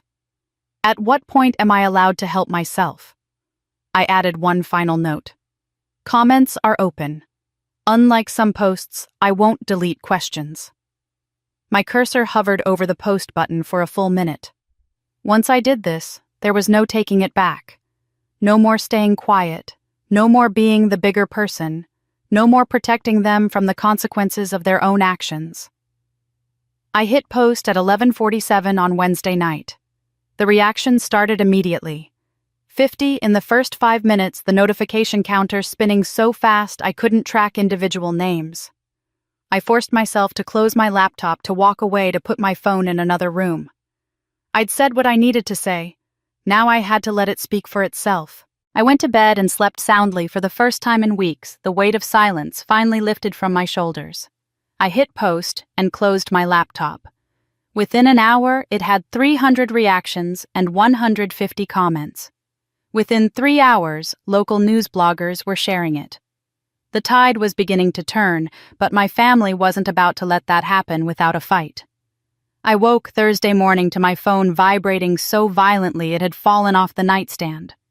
500 notifications, 300 comments, numbers that made my heart race before I'd even had coffee.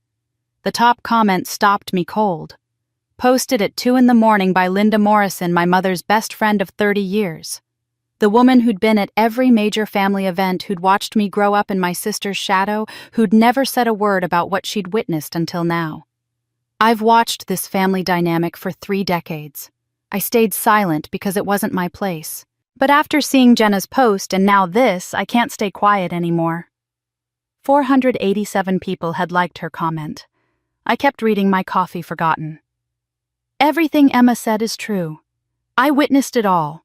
The Sweet 16 car incident, I was there when they gave Jenna the car and told Emma she could borrow Dad's. I was at both weddings.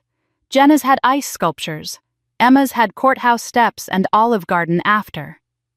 I told her mother years ago this favoritism would damage both daughters.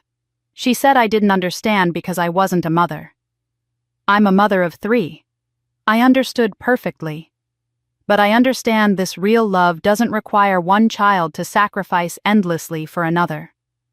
To Emma, I'm sorry I didn't speak up sooner. You deserved better. My hands were shaking. Linda had known. She'd seen everything tried to intervene been dismissed. And she'd kept it to herself until now, until the evidence was too overwhelming to ignore. The replies to her comment stretched on for pages. Thank you for speaking up. This explains so much. It takes courage to tell the truth. Other family friends started adding their own observation stories I'd never known anyone had noticed. Someone remembered my college graduation, how my parents had claimed a work conflict, but had been spotted at the mall with Jenna. Someone else had always thought the different treatment was strange, but hadn't felt it was their business to say anything. Then I saw Uncle Mike's comment posted at 8 that morning and had to sit down. This is exactly why I cut contact with my brother 10 years ago. He did the same thing to me, asked me to temporarily house Jenna when she was 19 and figuring things out. After 3 months, I asked when she'd be moving out. Was told I was selfish for not helping family. Then they pressured me to let her stay rent-free indefinitely. When I said no and gave her 30 days' notice, I became the selfish brother who abandoned family. I was written out of the family, wasn't invited to holidays. My own brother stopped speaking to me. For having boundaries, for refusing to enable a grown woman. Now I see they're still playing the same games, still sacrificing one child to prop up the other. Proud of you, Emma, for standing up. I wish I'd been there for you growing up. I didn't know it was this bad. This wasn't just about me. This was a pattern, a multi-generational system of manipulation and guilt. Anyone who set boundaries got cut off, labeled selfish, written out of the family story. Uncle Mike had tried to help Jenna, had given her a place to stay, and when he'd asked for a reasonable end date, he'd been exiled for a decade.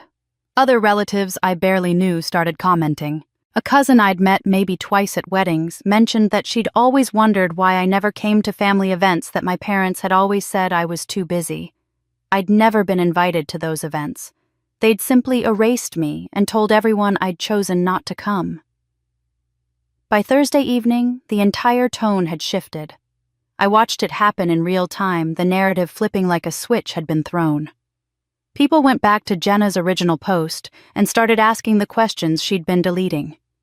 Wait, you never paid for that condo, it was always hers. So she worked 8 years to buy it and you expected her to just give it away.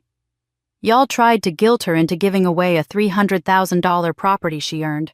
That's not family, that's robbery.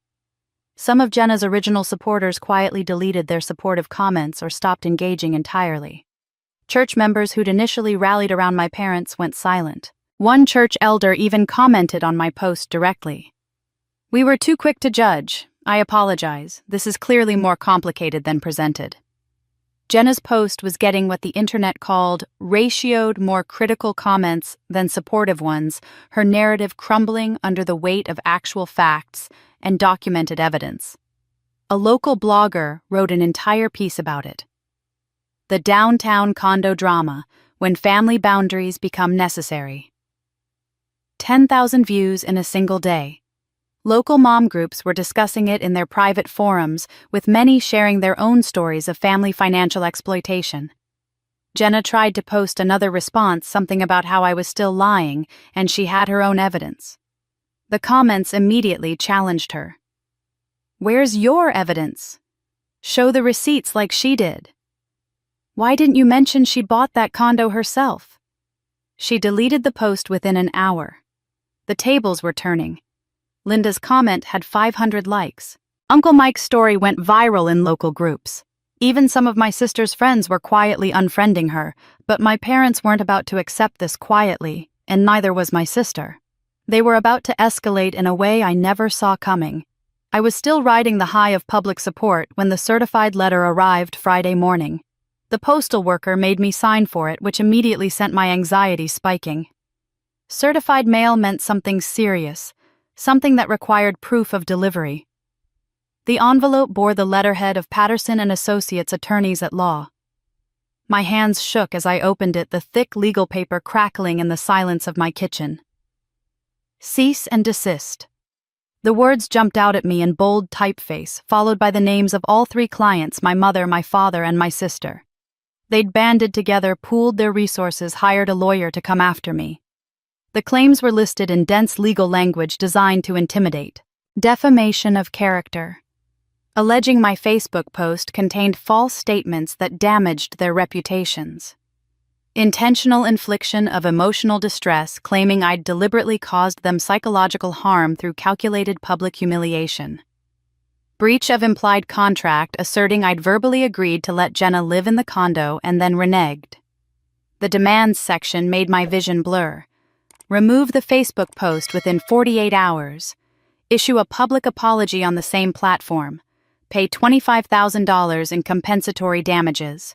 The letter concluded with a threat that failure to comply would result in a lawsuit seeking damages exceeding $100,000 plus attorney fees. 7 days. I had 7 days to comply or face legal action. I read it 3 times each pass, making my heart pound harder. This was real.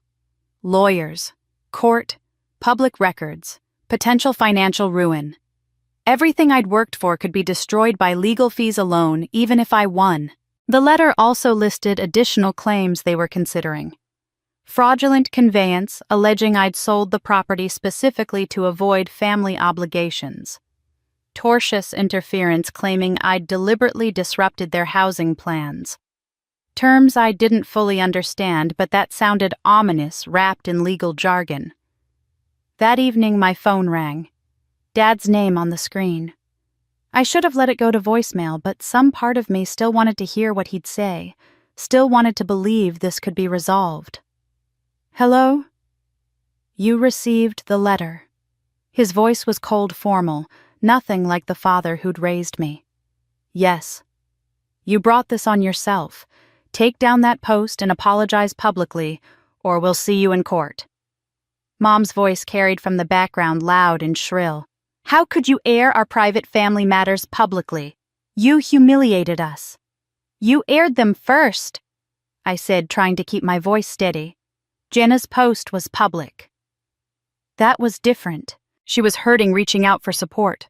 You're being vindictive. I was telling the truth. Everything I posted is documented. The truth? Dad's voice rose for the first time. You embarrassed us in front of the entire community. Cost us our standing at church. People look at us differently now. You'll pay for this. Legally, financially. We have a strong case. Mom was shouting now. You've destroyed this family. I hope you're happy. I protected myself from fraud, I said, my voice shaking despite my best efforts. That's all. 7 days. Think carefully about your next move. The line went dead. I sat in silence, the letter still in my hand, fear and fury warring in my chest. I texted Jessica immediately. Need help. Family-threatening lawsuit. Can you look at something? Her response came within the hour. Come to my office tomorrow morning. Bring the letter. Saturday morning, Jessica read the cease and desist carefully, her expression shifting from serious to amused. Then she laughed, actually laughed, and I stared at her in confusion. Why are you laughing? This seems serious. Because this is a classic intimidation tactic. Weak case wrapped in scary language. She tapped the letter. Defamation truth is absolute defense. Everything you posted is verifiable fact with documentation. You have the property, deed, bank statements, mortgage records. Their own fake contract proves they plotted fraud. Emotional distress, absurd. You exercised your legal right to sell your own property. Any distress they feel is self-inflicted from unreasonable expectations. Implied contract. Won't hold up. Statute of frauds requires real estate agreements in writing. Plus, you have evidence they were coercing you. Relief washed over me. So they can't actually sue me? Oh, they can sue. Anyone can file a lawsuit, but they'll lose badly. Jessica smiled. Want me to respond? I'll do it pro bono. I hate bullies, especially family bullies. Yes, please. I'm done being scared of them. Good. Give me 48 hours. I'll draft something educational. I read their legal threat 3 times. They thought the law would scare me into submission, make me crawl back and beg forgiveness. But they forgot one thing: I had the truth, the evidence, and a property deed with my name on it. Their lawsuit was a bluff, and I was about to call it. Jessica's response letter arrived at Patterson & Associates on Monday morning via certified mail and email, 4 pages of legal precision that methodically dismantled every claim my family had made. She'd copied me on the email, and I read it 3 times with something close to awe. The letterhead alone carried weight, Jessica's firm well-established and respected in the legal community. The tone was professional, almost courteous, but underneath ran a current of absolute certainty. We represent Emma Carter in response to your cease and desist dated January 24th. After careful review, we find your claims without merit. Then she took them apart piece by piece. Under the defamation claim, she wrote, Truth is an absolute defense to defamation. Our client's statements are supported by property deeds showing sole ownership, mortgage documents in her name only, bank records showing she paid all costs, and documentation of your client's scheme, including a prepared fake contract and practiced signatures. She'd attached exhibits, everything I'd given her, plus the photos Uncle Mike had provided of that damning folder. The emotional distress claim she dismissed as frivolous. Our client exercised her legal right to sell her property. Your client's distress stems from their failed scheme, not our client's lawful actions. For the implied contract claim, she cited the statute of frauds, explained that verbal discussions under duress don't constitute binding contracts, noted that their attempted fraud negated any claim of good faith. The conclusion was devastating in its calm professionalism. Your clients have no legal basis for any claim. Should they proceed with litigation, we will countersue for malicious prosecution and abuse of process, seek attorney fees under applicable statutes, file a criminal complaint regarding attempted fraud based on the forged signature practice sheets, and pursue a restraining order if harassment continues. She ended with advice wrapped in velvet but backed by steel. We strongly advise your clients to drop this matter immediately and cease all contact with our client. We trust you will counsel them appropriately regarding the weakness of their position. Tuesday afternoon, Jessica called me, and I could hear the satisfaction in her voice. They folded, completely. What happened? Patterson called. Said he'd reviewed everything and advised his clients not to pursue litigation. I asked if he meant at this time or at all. He said at all. Case closed from their end. Just like that? Just like that. He apologized for the inconvenience, which tells me he's embarrassed. He probably took their retainer, started building the case, then realized, once he saw our evidence, that there was nothing there. Relief flooded through me so intensely, I had to sit down. So it's over. The legal threat is over. But document any further harassment. We might still need a restraining order. She paused. You called their bluff and won. How does it feel? Like I can finally breathe. What I learned later through the reliable neighborhood grapevine was that my parents had received their own call from Patterson that afternoon. He'd been direct. No case. Drop it. Everything I posted was provably true. They'd lose, and it would cost them significantly more than they'd already spent. Dad had apparently asked how much they'd just paid him. $5,000 retainer, Patterson had said, but he could only refund $2,500. The consultation and letter work was billable, so they were out $2,500 for a lawsuit that never happened, and worse, their own lawyer had told them they were wrong. Word spread through the community with the speed of wildfire. They'd tried to sue their own daughter and had no legal grounds. It made them look vindictive, desperate, willing to weaponize the legal system to silence truth. Some church members who'd remained neutral now distanced themselves entirely. Going after your own daughter in court crossed a line even for those inclined to give parents the benefit of the doubt. Jenna's meltdown, according to David, who texted me later, was spectacular. So she just wins? She gets away with everything. She'd screamed when they told her the lawsuit was dead. David had tried to be reasonable. She didn't do anything illegal. She sold her own condo. I don't care about legal. It's not fair, that was supposed to be ours. That last line David said had been revealing. She'd never cared about legality or rights or fairness in any objective sense. She'd only cared about getting what she wanted. Their lawyer dropped the case within 48 hours. No lawsuit, no apology. They'd spent thousands on legal fees just to be told they had no grounds. I should have felt victorious, and I did. But that night my sister posted something that made my blood run cold. Sometimes the truth comes out in ways you don't expect. Stay tuned. I was still processing the legal victory when the Facebook message arrived Wednesday afternoon. Karen Williams. The profile showed a woman in her 40s smiling with her family in front of a suburban home. A legitimate account, not a fake profile or troll. You don't know me, but you should know what your sister did to us. I saw your post. There's more to the story. Can we talk? I stared at the message, curiosity warring with caution. What do you mean? Call me. This isn't something to discuss over text. She included a phone number. I called. She answered on the first ring, her voice tight with barely controlled emotion. 2 years ago, your sister joined a health supplement MLM. Do you know about this? No, what happened? Her voice cracked slightly. She recruited from our church, from PTA meetings, from the neighborhood moms group. She sold these exclusive supplements, weight loss products, energy boosters, immunity support. Promised they'd change our lives. And they were fake. She took our money, $200 to $500 per person, and sent us cheap supplements she'd bought on Amazon and repackaged. She kept the cash instead of ordering real products through the MLM company. 23 victims. $75,000 over 6 months. My husband and I lost $3,500. Some people lost more. My hand tightened on the phone. She scammed you. She scammed all of us. People who trusted her because we went to the same church, because our kids played together, because we thought she was one of us. While we talked, Karen sent screenshots via email.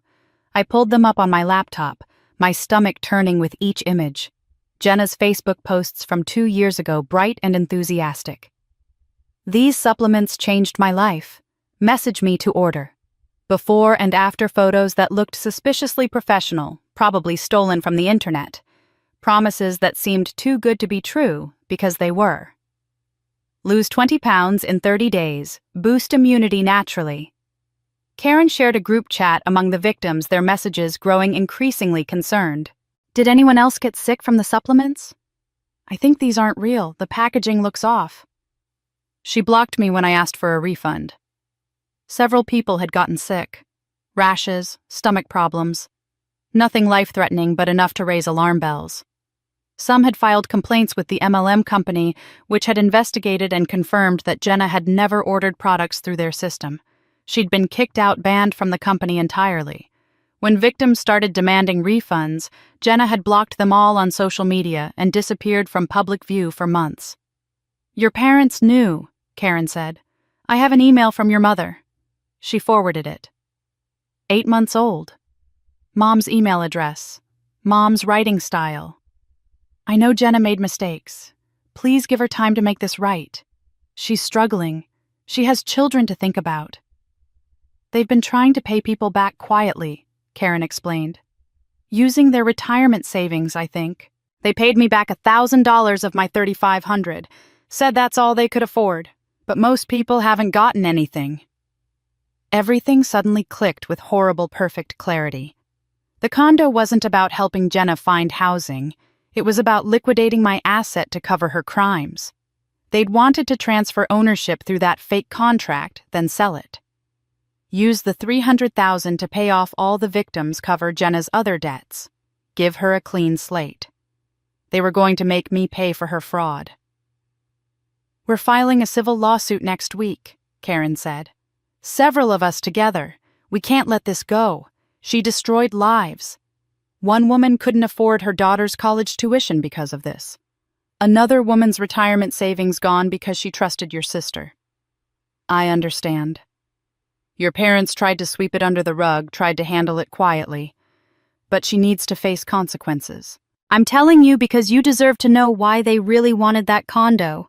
And because when we file, it'll be public record. I wanted you to hear it from someone first. After we hung up, I sat staring at the emails, the screenshots, the evidence of systematic fraud committed against people who'd done nothing wrong except trust someone from their community. My sister hadn't just stolen from strangers. She'd stolen from our church community, from mothers trying to support their families, from people who trusted her because they trusted our parents. And my parents had expected me to pay for her crimes by giving up my $300,000 condo. They hadn't been trying to help her find housing. They'd been trying to liquidate my asset to cover her fraud. The question was, did the victims deserve to know I had proof? I spent 2 days wrestling with Karen's information, trying to decide what to do with it. Then Friday evening, my doorbell rang, repeatedly insistent and demanding. I checked the Ring camera and saw my parents standing at my door. They looked like they'd aged a decade in the month since Christmas. Dad had lost weight, his face gaunt and tired. Mom's hair had gone completely gray, the salon visits apparently a casualty of their financial crisis. They wore cheap coats I didn't recognize, probably from Walmart. I debated not answering, but curiosity won. I opened the door with the chain lock still on. "What do you want?" Mom started crying immediately. "Please, just 5 minutes. We need to talk." "We're not here to fight," Dad added, his voice stripped of its usual authority. "Please, can we just talk?" Against my better judgment, I let them in.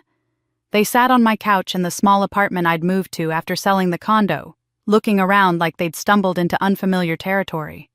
Which they had. They hadn't been in my space in years. The silence stretched for a full minute. Neither of them seemed to know how to start.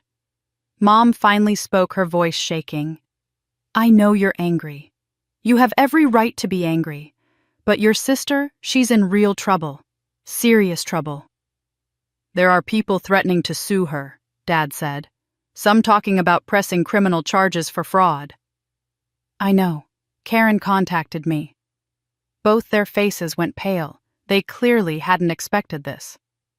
"She told you." Mom's voice came out strangled. "Everything. The MLM scam, the $75,000, the fake supplements that made people sick." Dad went defensive immediately. "She made mistakes, bad mistakes, but she's still your sister." "Those people want their money back," Mom said. "All of it.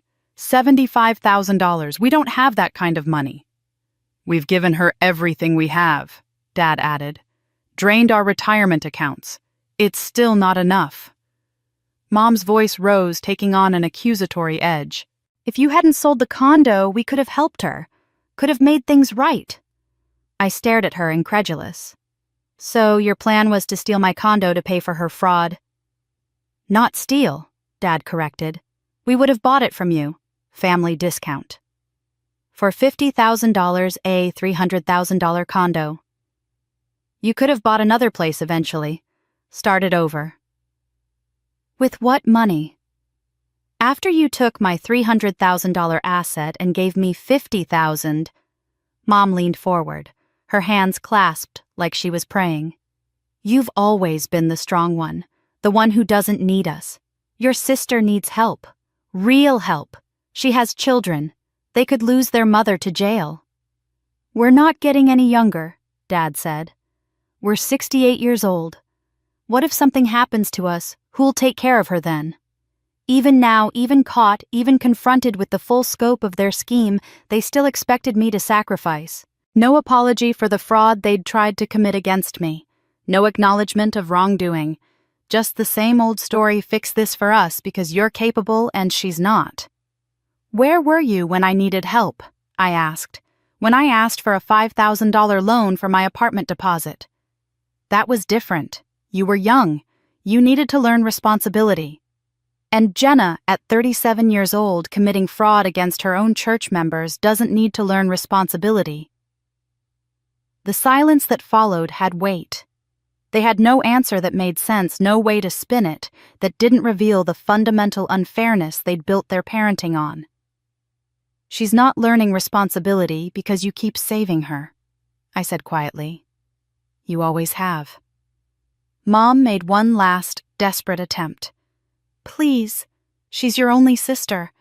You'll regret this. Family is forever. Family is supposed to protect each other, not sacrifice one child to save the other from her own consequences." "So that's it," Dad's voice hardened. "You'll just let her go to jail." "I'm not sending her anywhere. Her choices did that. I'm just not paying to bail her out." I stood up and walked to the door, opening it wide. "I think it's time for you to leave." They sat there, stunned, not moving. "Now, please leave my home." They sat in my living room begging me to fix the mess they'd created. No apology, no acknowledgement of the fraud they'd tried to commit against me, just more demands wrapped in tears. I looked at my mother and saw what I'd feared becoming my whole life, someone who believed love meant endless enabling. I stood up and opened the door. "I think it's time for you to leave." This time I didn't watch them go. I just closed the door. After they left, I sat at my computer staring at a blank document. I didn't trust a phone conversation. They'd interrupt, manipulate, redirect. But an email was permanent, documented, impossible to twist later. I spent 2 hours writing it, every word chosen carefully. This wasn't just communication. It was therapy and evidence closure and boundaries all wrapped into one final statement. Saturday morning at 6 o'clock, I hit send. The recipients, Mom, Dad, Jenna, copied Uncle Mike and Jessica as witnesses. Subject line, final statement, no further discussion. I'm writing this once. I will not repeat myself. I will not debate this. I will not argue. For 30 years, I was the child who didn't matter as much. Every milestone, every need, every achievement was secondary to hers. I accepted it because I thought that's what family meant. That's what love looked like. I was wrong. Family doesn't mean one person sacrifices endlessly, while another takes without gratitude or accountability. Then I laid it all out, a comprehensive timeline of every wound I'd been carrying.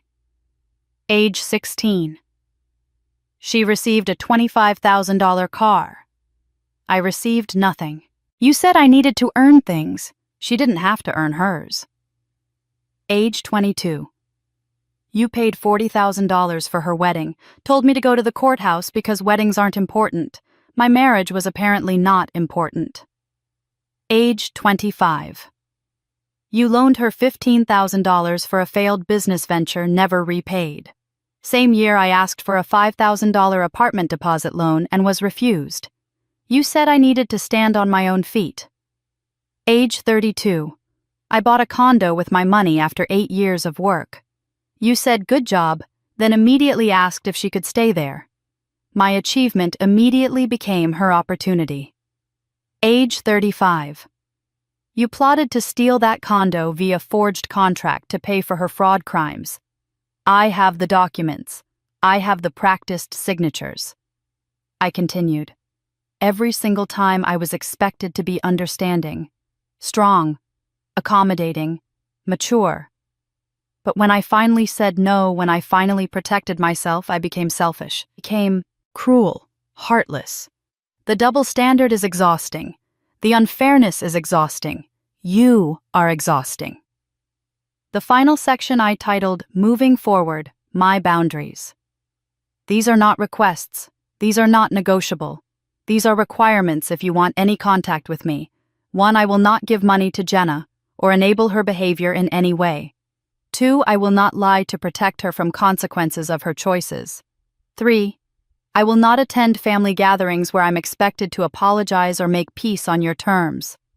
4, if you contact me to guilt manipulate or demand I help her, I will block you immediately. 5, if you send others to guilt me on your behalf, I will block them too. These aren't punishments. These aren't revenge. They're self-preservation. I ended with words I'd needed to say for 3 decades. I hope someday you understand that you didn't lose a daughter because she was selfish. You lost her because you taught her she only mattered when she gave you what you wanted. You taught her that her accomplishments were family resources to redistribute. You taught her that boundaries were betrayal. I deserved better. I deserved parents who were proud of me without immediately thinking of how my success could benefit her. I'm choosing better now, even if that means choosing it alone. Do not contact me unless you're ready to take real accountability. Not apologize for my feelings. Take accountability for your actions. Until then, goodbye. I hit send at 6:47. The read receipts showed they opened it within minutes. All 3 of them probably sitting together reading my words and deciding how to respond. No response came. No calls. No texts. Just silence. I turned off my phone and went for a long walk, the morning air cold and clean in my lungs. I sent the email at 6:47 in the morning. Read receipts showed they opened it within minutes. No response came. No calls. No texts. Just silence. And for the first time in my life, that silence didn't feel like abandonment. It felt like freedom. But my sister's desperation was about to reach a breaking point, and her next move would be captured on camera for the world to see. I turned my phone back on Sunday afternoon and found 17 text messages from church members I barely knew. The service that morning had apparently become a battlefield, and I hadn't even been there. Pastor Michael had addressed it indirectly in his sermon, several people reported. Families face trials. We must remember, judge not lest ye be judged. Only God knows what's in someone's heart. We should be slow to condemn. The words were diplomatic, careful, designed to calm tensions without taking sides. They'd done the opposite.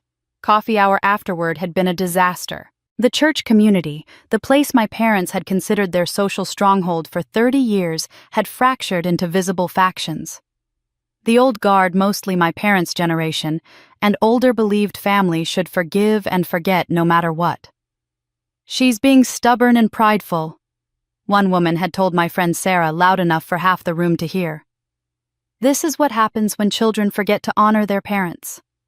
The middle generation people my age who understood mortgages and property values and what 8 years of savings actually meant saw it differently. They literally tried to steal her house, Sarah had said back. I'd protect my property too. The conversation had grown heated enough that Pastor Michael had to intervene. The young adults in their 20s and 30s had been even more direct. This is textbook toxic family dynamics, one of them had posted in the church's private Facebook group. Good for her for setting boundaries. More people should. My parents' close friends deliberately avoided anyone who'd spoken in my defense. People picked sides in the coffee line in the parking lot, in whispered conversations by the bulletin board. Some families had simply stopped attending altogether rather than navigate the tension. Sarah texted me that church leadership was genuinely concerned about losing members over what they were calling the Condo situation, as if reducing 30 years of favoritism and attempted fraud to a property dispute somehow made it more manageable. By Monday evening, the local Facebook group, Downtown Metro Neighbors, had become a war zone. Someone had posted asking if anyone else was following the family drama, and 300 comments appeared within 6 hours. She's heartless. It's just a condo. You can't put a price on family. It's a $300,000 asset she worked 8 years for. They wanted to steal it with a fake contract. But think of the children. Her sister has kids who needed a home. The sister scammed people in an MLM scheme. She's a fraud. Both sides are wrong. They should just forgive each other and move on. Why should she forgive people who literally won't even apologize? Family is family. You help no matter what. That's enabling, not helping. The argument spiraled, people who'd never met me or my family weighing in with absolute certainty about who was right and who was wrong. A local blogger picked up the story, anonymizing the details, but poorly enough that everyone local knew exactly who it was about. Downtown condo sale, tears family apart, who's really wrong? The article included interviews with neighbors who'd filmed the moving day confrontation with Rachel. I've never seen anything like it, one neighbor was quoted saying. The woman who answered the door was so calm while the other one was screaming. It was surreal. The comments section exploded. 2,000 comments within 48 hours, people from other cities and even other states weighing in. The local news station picked it up as a human interest piece, calling it a cautionary tale about family and money and the importance of clear communication. I became a reluctant local celebrity overnight. I couldn't go to Trader Joe's without being recognized. Some people approached with support, sharing their own stories of toxic family dynamics, thanking me for speaking out. Others glared from across the produce section, whispering loudly enough for me to hear. One woman confronted me directly in the cereal aisle. You should be ashamed. Family is everything. You broke your parents' hearts. I was too exhausted to engage. You don't know the full story. I know enough. You're selfish and cold. I walked away, abandoning my cart, not because I was ashamed, but because I simply couldn't argue with every stranger who'd formed an opinion based on fragments of truth and speculation. Cashiers recognized me. "Oh, you're the condo lady." Some said it with admiration, others with barely disguised judgment. I learned to smile neutrally and keep moving. I joined an online support group called Estranged Adult Children and found thousands of people dealing with similar dynamics. Parents who believed their children's successes were family resources to redistribute. Siblings who'd been enabled into helplessness. People who'd set boundaries and been labeled selfish for it. The validation was helpful, but it didn't make the local scrutiny less exhausting. I seriously considered moving to a new city, starting fresh somewhere. Nobody knew my name or my story. Kate talked me out of it. "Don't let them chase you out of your own town. You didn't do anything wrong." But doing nothing wrong didn't protect me from judgment. Half the town thought I was cruel. Half thought I was brave. I was tired of being either. I just wanted peace, wanted to grocery shop and go to coffee shops and live my life without being a cautionary tale or an inspiration or a villain. I'd become a local pariah and a local hero at the same time. Half the town thought I was cruel. Half thought I was brave. I was tired of being either. I just wanted peace. But peace wasn't coming because that night my sister was about to make the most desperate, destructive choice of her life. And this time she'd do it on camera. I spent the next few days trying to return to normal life, but normal proved impossible when Jenna's car kept appearing outside my apartment building, like a ghost that refused to be exorcised. Monday morning, I noticed it across the street while making coffee. Dark blue Honda Civic. The same one my parents had bought her years ago, engine off, just sitting there in a metered parking spot. At first, I thought it was coincidence. The city was full of blue Hondas. But when I moved closer to the window, I saw her silhouette in the driver's seat, phone glowing in her hands. She looked up, saw me watching, and drove away quickly. Maybe I was being paranoid. Tuesday morning at 8, the car was back. I checked again at 10. Still there. Noon came and I looked out to find her still parked in the same spot, and my paranoia crystallized into certainty. This wasn't coincidence. This was surveillance. I went downstairs and walked across the street, my heart hammering so hard I could feel it in my throat. I knocked on her window. She jumped, startled, then rolled it down slowly. "What are you doing here?" She looked up from her phone, and I was struck by how terrible she looked. Face pale and gaunt, dark circles under her eyes, hair pulled back in a messy ponytail. She looked like she hadn't slept in days. "Just happened to be in the neighborhood. Free country." "This is my neighborhood, Jenna. You live 40 minutes away in the suburbs." She held my gaze for a moment, something flickering in her eyes that I couldn't quite read. Defiance. Desperation. Then she started the car without another word and drove off, but slowly, deliberately, like she wanted me to know she wasn't intimidated. Wednesday, she was back. This time she sat there for over an hour, not even pretending to be doing anything else. Just watching my building. I stood at my window watching her watch me, and the surreality of it made me feel like I was losing my grip on reality. My own sister stalking me in broad daylight. I called the non-emergency police line, my hands shaking as I explained the situation to the dispatcher. "My sister has been parking outside my building for 3 days. She just sits there. I feel unsafe." The officer who responded 20 minutes later was polite and professional. He talked to Jenna for several minutes while I watched from my window. When he came to my door, his message was frustrating but clear. "She says she's waiting for a friend who lives in the building. She's on a public street, ma'am. Unless she threatens you directly or violates a restraining order, there's not much we can do." So she can just sit there watching my apartment all day. If she's on public property and not making threats, yes, ma'am, I'd recommend documenting everything and filing for a restraining order if the behavior continues. The social media stalking started that same week. New accounts with generic names and no profile pictures began appearing in my notifications. Comments on posts I'd made 3, 4, 5 years ago, back when my life was simpler and my family seemed normal. "You'll get what's coming to you. Karma doesn't forget. Enjoy your stolen peace while it lasts." I blocked them immediately. New ones appeared within hours, sometimes minutes.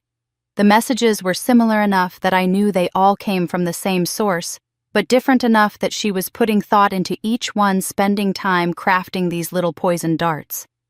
Then my friends started reporting the direct messages. "Hey, your sister just messaged me asking where you work," Kate texted. "Didn't give her any info but thought you should know." Another friend. "She's asking about your routine, when you're usually home. It's really weird." Sarah called me directly. "She asked me who you're dating and if you live alone. I told her to leave you alone and blocked her. Emma, this is getting scary." The text messages from Jenna's own phone escalated in both frequency and instability. 2 a.m. "You ruined my life and you don't even care, do you?" And 3 minutes later, before I could have possibly responded even if I'd wanted to, "I can't sleep. The kids cry every night. This is your fault." Then at 4:17, my phone buzzing on the nightstand and pulling me from fitful sleep. "My marriage is falling apart because of you." By 6:45, as I was trying to get ready for work, "I hope you're happy. I hope it was worth it. I hope you can live with yourself." This pattern continued for days, messages at all hours cycling rapidly between rage and victim mentality, between threats and self-pity. The emotional whiplash was exhausting even to witness secondhand. The voicemails were worse. I made myself listen to them knowing I needed documentation, and each one chilled me more than the last. Long, rambling monologues that grew increasingly unhinged. "You think you won, but you didn't. Everyone knows what you did. God sees everything. You'll pay for this.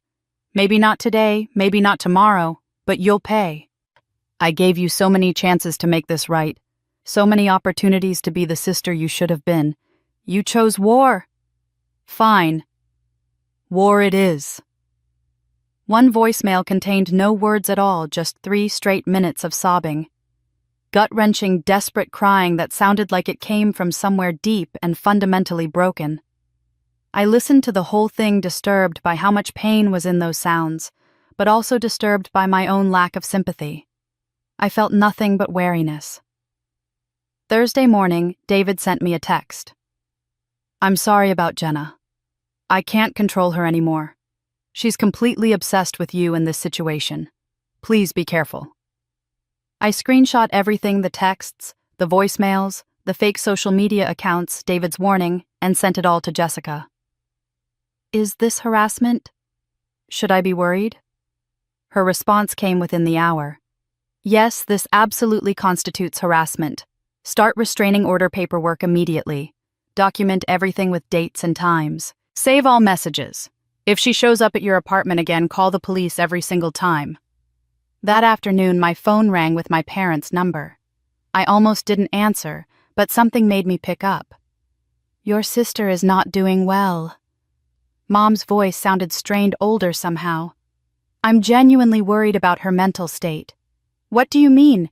"She's not sleeping, barely eating. She just sits in her room staring at her phone, scrolling through your Facebook page for hours. Sometimes she cries. Sometimes she just stares. It's not healthy. She needs professional help, Mom. Therapy, probably medication. Not my condo. Can't you just talk to her? Help her move past this. You're her sister. I'm not responsible for her mental health, especially not after everything she's done. Everything you've all done." The line went quiet for a moment. Then Mom said, "I don't know what else to do," and hung up. Uncle Mike texted me that evening. "Your mom called me, said Jenna is spiraling hard, talking about making things right and getting justice. She used the phrase taking matters into her own hands. Be aware. Be careful." I took his warning seriously. I called my landlord and had new locks installed, adding a heavy deadbolt that made me feel slightly safer. I notified building security about Jenna, providing them with her photo and license plate number. I started parking in different spots each day, sometimes 2 blocks away, sometimes in the garage across the street. I varied my schedule, leaving for work at different times, coming home via different routes. My friends thought I was overreacting. "She's just venting," one said. "She's not actually dangerous. She's a mom with 2 kids." But I'd learned to trust my instincts, and my instincts were screaming that something was building. Some pressure that had to break one way or another. I could feel it in the increasing frequency of her drive-bys, in the escalating desperation of her messages, in the way she'd stopped even trying to hide what she was doing. Friday night, she posted something on Facebook that made every alarm bell in my head ring at once. Sometimes you have to take matters into your own hands. The truth will come out. Stay tuned. The texts came faster, the drive-bys more frequent. My sister was unraveling, and everyone could see it except my parents, who kept insisting I was the problem. I should have seen the warning signs more clearly. I should have known that desperation and obsession make a dangerous combination. Because what she did next wouldn't just cross a line, it would be broadcast live to thousands. I was at work Tuesday afternoon when Rachel called, her voice tight with an urgency that made my pulse spike immediately. "Your sister is here, at my building. She's doing a Facebook Live right now and saying she's going to confront me. I thought you should know." My stomach dropped like I'd been pushed off a cliff. What? When did this start? About 10 minutes ago. She posted something at 2 saying she was going to get answers today, and now she's outside my building broadcasting live. I can see her from my window pacing back and forth. "Call the police, right now. Don't go down there, Rachel, please." "I'm already calling. I just wanted you to know what's happening." The line went dead. I pulled up Facebook on my phone with hands that had started shaking so badly I almost dropped it. I found Jenna's profile, and there it was at the top of her page, a red, live indicator pulsing next to her name like a warning light. 500 viewers already and climbing. I clicked it, my heart hammering.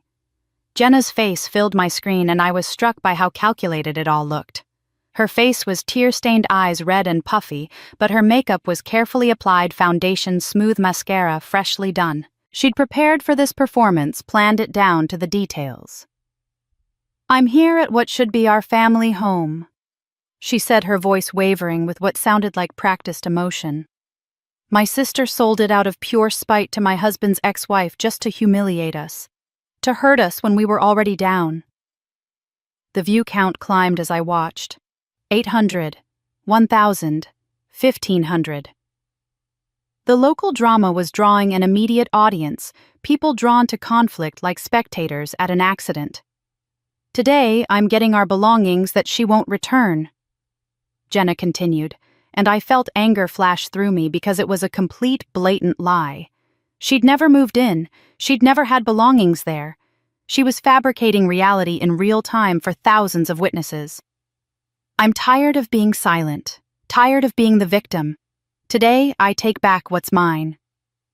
The camera view swayed as she started walking toward the building entrance, and I could see her hand shaking the image, trembling. Comments flooded the screen faster than I could read them, a chaotic scroll of reactions. "You go, girl," mixed with "this seems unhinged" and "is this legal?" Someone wrote, "pretty sure this is trespassing." Another comment, "call the police right now." 2,000 viewers now. Jenna pressed the buzzer for Unit 3B, and I watched helplessly from miles away, unable to do anything but witness what was about to unfold. My breath caught in my throat as I waited. The door opened. Rachel appeared on camera dressed casually in dark jeans and a cream sweater, holding a coffee mug like she'd just been enjoying a peaceful Tuesday afternoon in her home. Her expression was completely calm, almost curious. "Can I help you?" "I'm here for my things. Let me in." Jenna's voice had already started rising, the camera still pointed steadily at Rachel's face. "You don't have anything here," Rachel said, her voice level and professional. "You never moved in. You need to leave." "That's my home. My sister stole it and gave it to you." The pitch of Jenna's voice climbed higher with each word. "I bought it legally. I have the deed right here if you'd like to see it. You're trespassing on my property. I'm asking you politely to leave." Jenna tried to push past Rachel into the building entrance. I watched horrified as Rachel physically blocked the doorway, her body language shifting from polite to protective. She pulled out her phone with one hand while keeping the other on the doorframe. "I'm calling the police right now." Then it happened, and I watched it unfold in real time with 2,500 people. Jenna shoved Rachel hard, both hands against her shoulders in a violent push. Rachel stumbled backward, her coffee mug falling to the ground and shattering, but she caught herself on the doorframe before she could fall completely. "You just assaulted me," Rachel said, and her voice was sharp now, cutting through the chaos. "On camera, with 2,000 witnesses watching live." Jenna was screaming, fully unhinged now, any pretense of being the wronged party evaporating in her rage. "I don't care! This is my house, you stole it from me!" I could hear Rachel's voice clearly as she spoke into her phone. "Yes, I need police at 428 Market Street immediately. A woman is trespassing on my property and just physically assaulted me. It's being live-streamed on Facebook right now. There are thousands of witnesses." The dispatcher's voice came through faintly. "Officers are on the way. Are you safe?" "Yes, I'm in the doorway. She's outside but getting increasingly aggressive." Jenna seemed to suddenly realize that the phone was still broadcasting everything. She lunged for it, tried to grab it from wherever she'd propped it against the building, and it fell to the ground with a clatter. The camera angle went sideways, capturing mostly pavement and the edge of the building, but the audio remained crystal clear. "Turn it off! Stop filming!" Jenna's voice was panicked now, desperate, but she couldn't figure out how to end the live stream in her panic. I could hear her fumbling with the phone, cursing. The viewer count hit 3,000, then 3,500. While they waited for police to arrive, the confrontation escalated into something genuinely painful to watch. Jenna screamed through the doorway about her ruined life, how Rachel had destroyed everything, how this was all so unfair. Rachel's responses were calm, measured, and absolutely cutting. "I didn't take your home. Your sister sold her home that she bought with her own money. And I didn't take David. You pursued a married man and destroyed 2 marriages. I was the one wronged 5 years ago, remember? He loved me. He chose me over you. And yet here you are, desperate and broke and screaming at me on someone else's property while I own a condo and have a loving husband and a successful business. How did that work out for you?" The comments section exploded.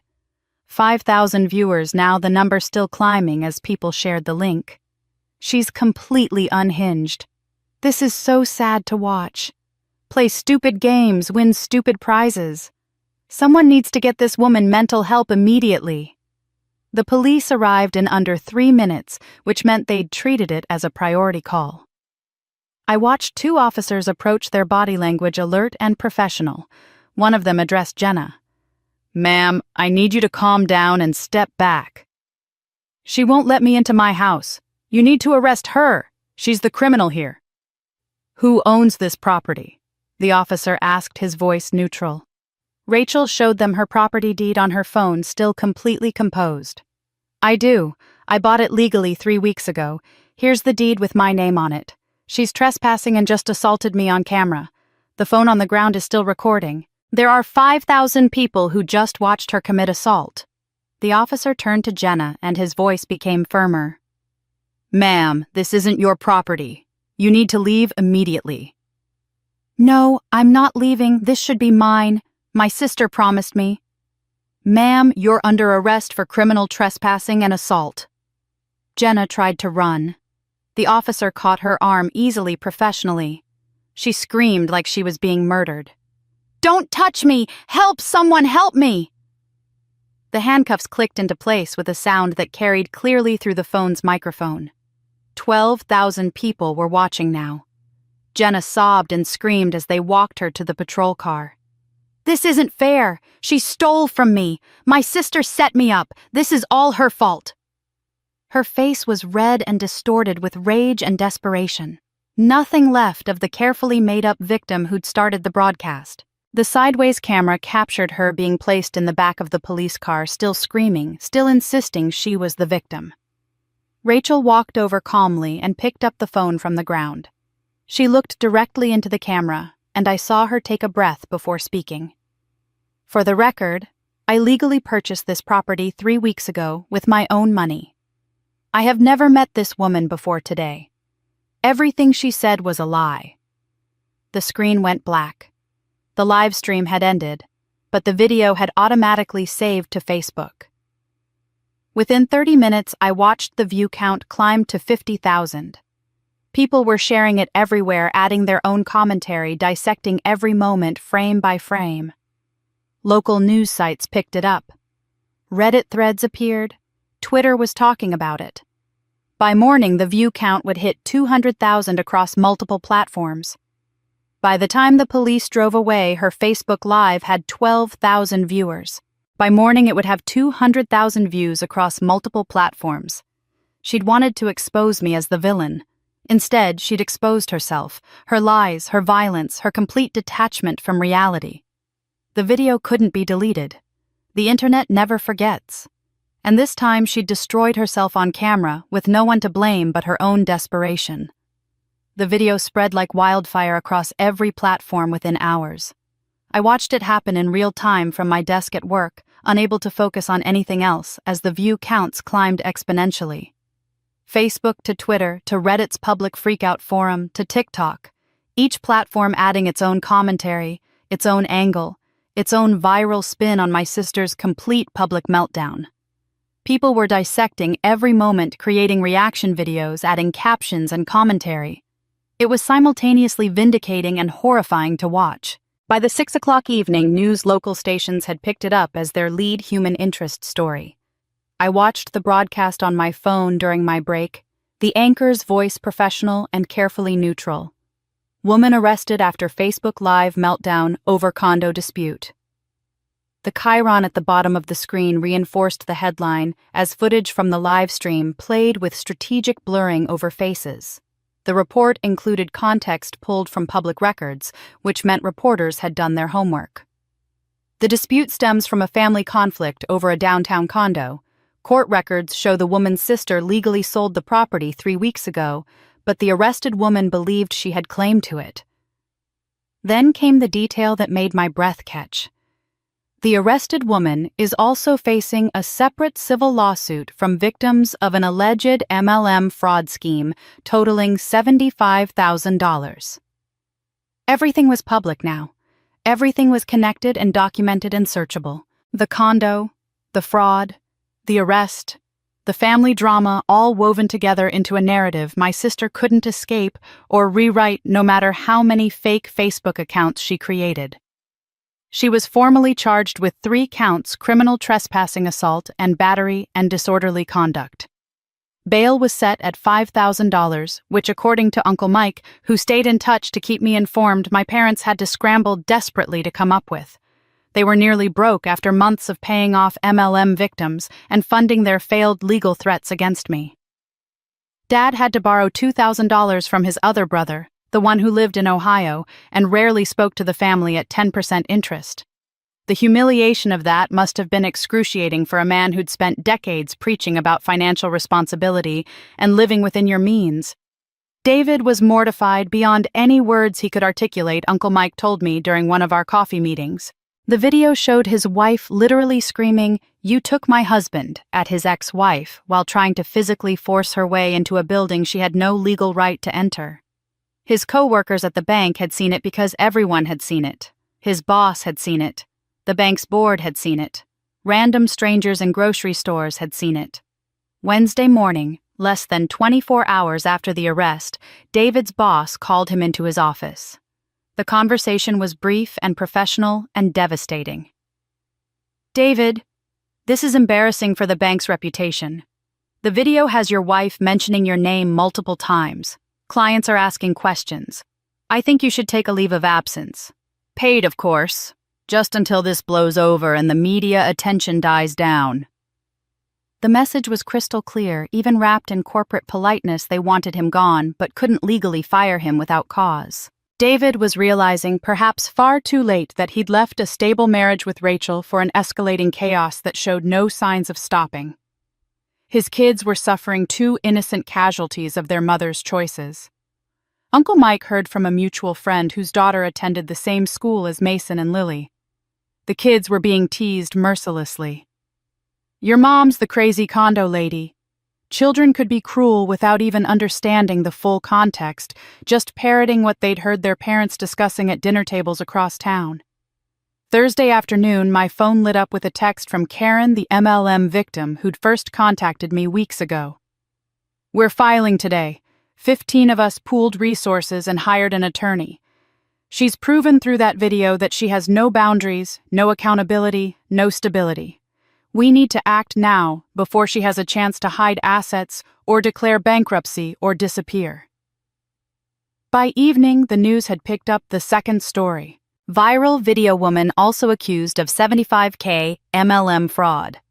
The joint civil lawsuit sought $75,000 in stolen funds plus punitive damages that could double or triple that amount, plus attorney fees. The combination of the viral arrest video and the fraud lawsuit created a narrative so damning that even my sister's most loyal defenders fell silent. The church community, many of whom genuinely hadn't known the full scope of the MLM scheme, reacted with shock and betrayal. These were people who'd trusted my parents as pillars of the congregation, who'd assumed their family was held to higher standards. The victims went public with their stories, no longer willing to stay quiet to protect the family's reputation. Karen spoke to a local news reporter positioned right in front of the church building, the steeple visible in the background. She looked me in the eye at a church potluck and promised these supplements would change my life. She showed me before and after photos. She stole $3,500 from me over 6 months. I trusted her because we went to church together because I thought that meant something. Another victim, a single mom who looked exhausted just recounting it, her voice shaking with suppressed anger. "That $2,000 was supposed to be my daughter's summer camp fund. It took me a year to save it. Gone because I believed someone from my church community, someone I thought I could trust." An older woman, probably in her 70s, spoke with tears running down her face. "We trusted her because we trusted her parents. They've been pillars of this church for 30 years. We thought that meant their daughter had integrity too. We were wrong." Public sympathy for Jenna evaporated overnight like water on hot pavement. The comment sections that had been divided and argumentative now unified in condemnation. "Oh, she scammed elderly church members out of their retirement money and wants sympathy because she couldn't steal her sister's condo." Absolutely not. She committed fraud, got caught, faced consequences, and is mad. Her sister wouldn't help her escape those consequences. The entitlement is unbelievable. Friday afternoon, my parents faced the church leadership in what must have been one of the most humiliating meetings of their lives. Pastor Michael and 3 elders met with them in his office. The conversation was reported to me later by someone who'd been in the adjacent room and overheard most of it through the thin walls. Pastor Michael's voice had been gentle but absolutely firm. "Given the circumstances, the media attention this is bringing to our congregation, and the ongoing legal issues, we think it's best if you step back from all volunteer positions for the foreseeable future." "For how long?" Mom had asked, and the person who overheard said her voice sounded small and broken. "Indefinitely. Until this situation is completely resolved. We're losing members over this conflict. Families are choosing to attend other churches to avoid the drama." They were being expelled essentially, though no one would use that word officially. Suspended until the scandal died down, which based on internet permanence, might be never. The social consequences cascaded quickly after that. Mom's Bible study group stopped meeting at her house, women making polite excuses about scheduling conflicts and other commitments. Dad's Friday night poker group simply stopped inviting him, stopped responding to his texts altogether. Neighbors actively avoided them crossing the street, rather than having to make awkward small talk about the situation everyone had seen on the news. Uncle Mike helped me piece together the complete financial devastation, and the numbers were staggering. They'd already spent over $30,000 from their retirement savings trying to pay back MLM victims, though they'd only managed to actually return about $15,000 total, because new victims kept coming forward. The failed legal threat against me through Patterson and Associates had cost them $2,500 for absolutely nothing. Jenna's bail was $5,000. Her criminal defense attorney required a $10,000 retainer as a minimum because public defenders wouldn't touch an assault case with crystal clear video evidence of the crime. The civil lawsuit defense would require another $15,000 at minimum, probably more. Over $60,000 spent or committed with more expenses inevitably coming. Dad, at 68 years old, had to return to work after 3 years of retirement. He got a job at the local hardware store for $15 an hour, 25 hours a week. Uncle Mike said that former coworkers from his professional career had come into the store and seen him wearing the red employee vest, helping customers find the right size screws. The humiliation had been visible on his face. Mom, at 67, picked up shifts at the grocery store, bagging groceries and organizing carts for $14 an hour. The same women who'd listened to her brag for years about their comfortable retirement now saw her in a store uniform scanning their produce and asking if they wanted paper or plastic. Their house payment was late for the first time in 30 years of ownership. They'd already called a realtor. "We need to list the house as soon as possible. We can't afford the mortgage anymore." Within 2 weeks of that Facebook Live video, their entire carefully constructed life had collapsed like a house of cards. Church membership suspended indefinitely. Retirement savings depleted and still owing money. House going on the market. And the community that had once admired them as successful, stable pillars now whispered, "That's the family from the video," when they walked by. They'd gambled everything on protecting my sister and lost it all. But the consequences were far from over. Because when David saw that video and really processed what his life had become, he made a decision that would destroy my sister's last remaining shred of stability. The week after the arrest, David served Jenna with divorce papers. Uncle Mike called me the day it happened, his voice heavy with something between sympathy and vindication. "He did it, finally. Walked into their temporary housing at your parents' place and handed her the papers in front of everyone." I could picture the scene. Jenna's face as she opened the envelope, the disbelief turning to rage. According to Uncle Mike, who'd heard it from a neighbor who'd heard the screaming through the walls, her first words were, "After everything I did for you, I went to jail for trying to get us a home." David's response, finally honest, after years of enabling, had been devastating. "You didn't go to jail for me. You went to jail because you assaulted someone on camera while trespassing on property that was never ours." "You embarrassed me publicly," he'd continued, his voice rising with each accusation. "My boss saw that video. Every single person I work with saw it.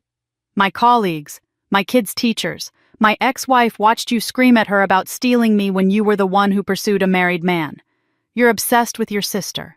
You've been stalking her for weeks, sending threatening messages, creating fake social media accounts. It's not healthy. It's not normal.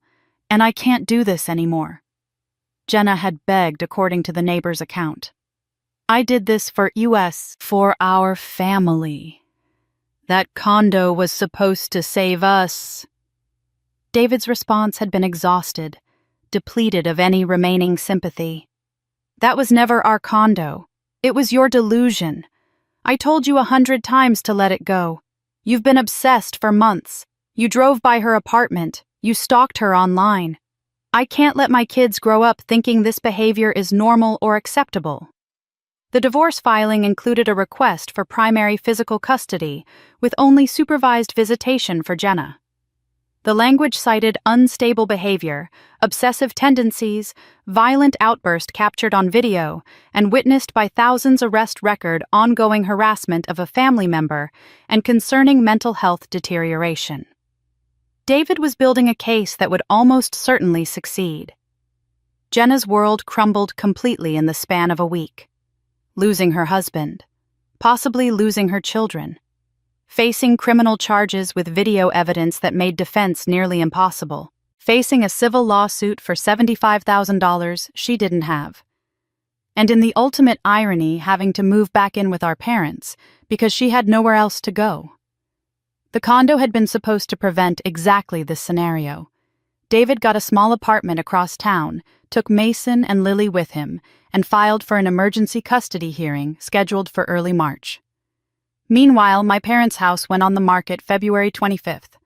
4 bedrooms, 2.5 baths, nice suburban neighborhood where they'd lived for 30 years. Listed at $425,000. They told the realtor they were downsizing for retirement, but Uncle Mike knew the truth and shared it with me over coffee. financial catastrophe. They needed money to cover Jenna's criminal defense attorney to settle the civil lawsuit before it went to trial to pay back more MLM victims, in hopes of reducing the judgment against her, and to support Jenna and the grandkids, since David had cut off all financial support. Both of them were working minimum wage jobs that barely covered groceries, let alone a $2,400 monthly mortgage payment. The house was in good condition, well maintained in a desirable neighborhood. It sold in 3 weeks for $420,000. After paying off the remaining mortgage of $140,000 and covering closing costs, they netted $270,000. Uncle Mike overheard Dad say to Mom as they signed the final papers, "This was supposed to be our retirement fund. We were supposed to travel, maybe buy an RV." Mom had been crying. "We had to, for Jenna, for the grandkids. What choice did we have?" The money disappeared almost immediately, allocated before it even hit their bank account. $45,000 to MLM victims as settlement payments to avoid going to trial. $15,000 to Jenna's attorneys for both the criminal case and the divorce proceedings. $10,000 set aside as an emergency fund for Jenna and the kids. That left $200,000 for my parents to live on for the rest of their lives, which at their ages and with no other income could be 20 or 30 years. They could only afford a small 2-bedroom apartment in a less desirable part of town. $1,200 a month rent, which was a significant downgrade from the spacious house they'd owned outright. March 1st, all 5 of them moved into 850 square feet. Uncle Mike helped with the move and described the scene to me later with something like horrified fascination. Parent, sister, and 2 traumatized children crammed into a space smaller than my old condo. Jenna and the kids shared 1-bedroom bunk beds for Mason and Lily Jenna sleeping on an air mattress on the floor between the beds. My parents took the 2nd bedroom, 1 bathroom for 5 people, a living room barely big enough for a couch and television, a kitchen where 2 people couldn't pass each other without turning sideways. The irony wasn't lost on anyone, Uncle Mike said. They'd plotted to take my 1,200 square foot condo, and now they were living in 850 square feet with twice as many people. The living situation became tense immediately. The kids cried, frequently traumatized by the divorce, by moving, by having seen their mother arrested on a video their classmates had watched and mocked them for. Jenna was depressed to the point of barely functioning on anxiety medication, not looking for work, just sitting on the couch scrolling through her phone for hours. My parents were exhausted from working retail jobs. They'd thought they'd never have to work again from supporting an adult daughter who showed no signs of improving from living in quarters too cramped for their aging bodies and fraying nerves. All 4 adults snapped at each other constantly. The walls were thin and neighbors complained about the noise. The landlord sent a warning letter after the first week. "Keep it down or you're out." Mason asked his grandmother one day, "Why don't we live in a house anymore?" Jenna's answer, loud enough for the neighbor to hear through the wall, "Because your aunt is selfish and stole everything from us." But Dad's quiet response, barely audible, was different. "No, it's ours. We made every wrong choice." Uncle Mike told me all of this over coffee one Saturday morning, watching my face carefully to gauge my reaction. "They wanted your $300,000 condo to house Jenna's family comfortably," he said. "They lost their $425,000 house in the process. Now they're living in an apartment smaller than the condo they tried to steal from you. They traded a comfortable retirement home for poverty line living." I didn't feel joy hearing it. I didn't feel satisfaction or vindication or any of the emotions I might have expected. I just felt sad. Sad at the waste of it all. Sad at what pride and favoritism and enabling had cost them. Sad that they'd had everything and thrown it away because they couldn't let me have something that was mine. "They could have just let you be," Uncle Mike said, echoing my thoughts. "They'd still have their house, their retirement, their dignity. All they had to do was nothing." "But then they couldn't control everything," I said. "They'd plotted to take my $300,000 condo and keep their comfortable suburban life. Instead, they lost their $425,000 house and ended up in a cramped apartment with paper-thin walls and screaming grandchildren. 4 adults and 2 kids in 850 square feet. Karma doesn't do discounts. It charges interest. And their bill had come due in full. 3 months had passed since I had last heard a word from them. February had been the month I finally drew a line in the sand when I sent that boundary email telling my parents I would not respond to any more manipulation or pressure. Since then, there had been silence, and for a while that silence felt like oxygen, like my lungs were finally allowed to expand. Then one ordinary afternoon in early May, I opened my inbox, and there it was, a subject line that stopped me cold. Please. We need to talk. The sender was my mother. My first instinct was to delete it unread to starve the old reflex that had trained me to flinch and then comply. But my hand froze on the mouse and I clicked instead. The words were not long, but they were heavy. I know we've made terrible mistakes. I know you're hurt and angry. But you're still our daughter. We're still your parents. Can we meet just coffee? Just talk. Please. We're begging you. I read the lines once, then again, and then sat staring at the screen until the edges of the words blurred. There was a time I would have leapt to answer, desperate for reconciliation, desperate to be the one who restored peace. But that version of me had been broken down and discarded in the wreckage of their betrayal. Now all that was left was the question, did I want to see them again, and if so, why? I debated internally for a long time, scrolling up and down the email, hearing old voices in my head. Jessica, my lawyer had warned me in February. You don't owe them anything. Boundaries only work if you hold them. Uncle Mike, gruff but kind, had said, sometimes closure matters. If you do it, make it on your terms. Public place, strict limit.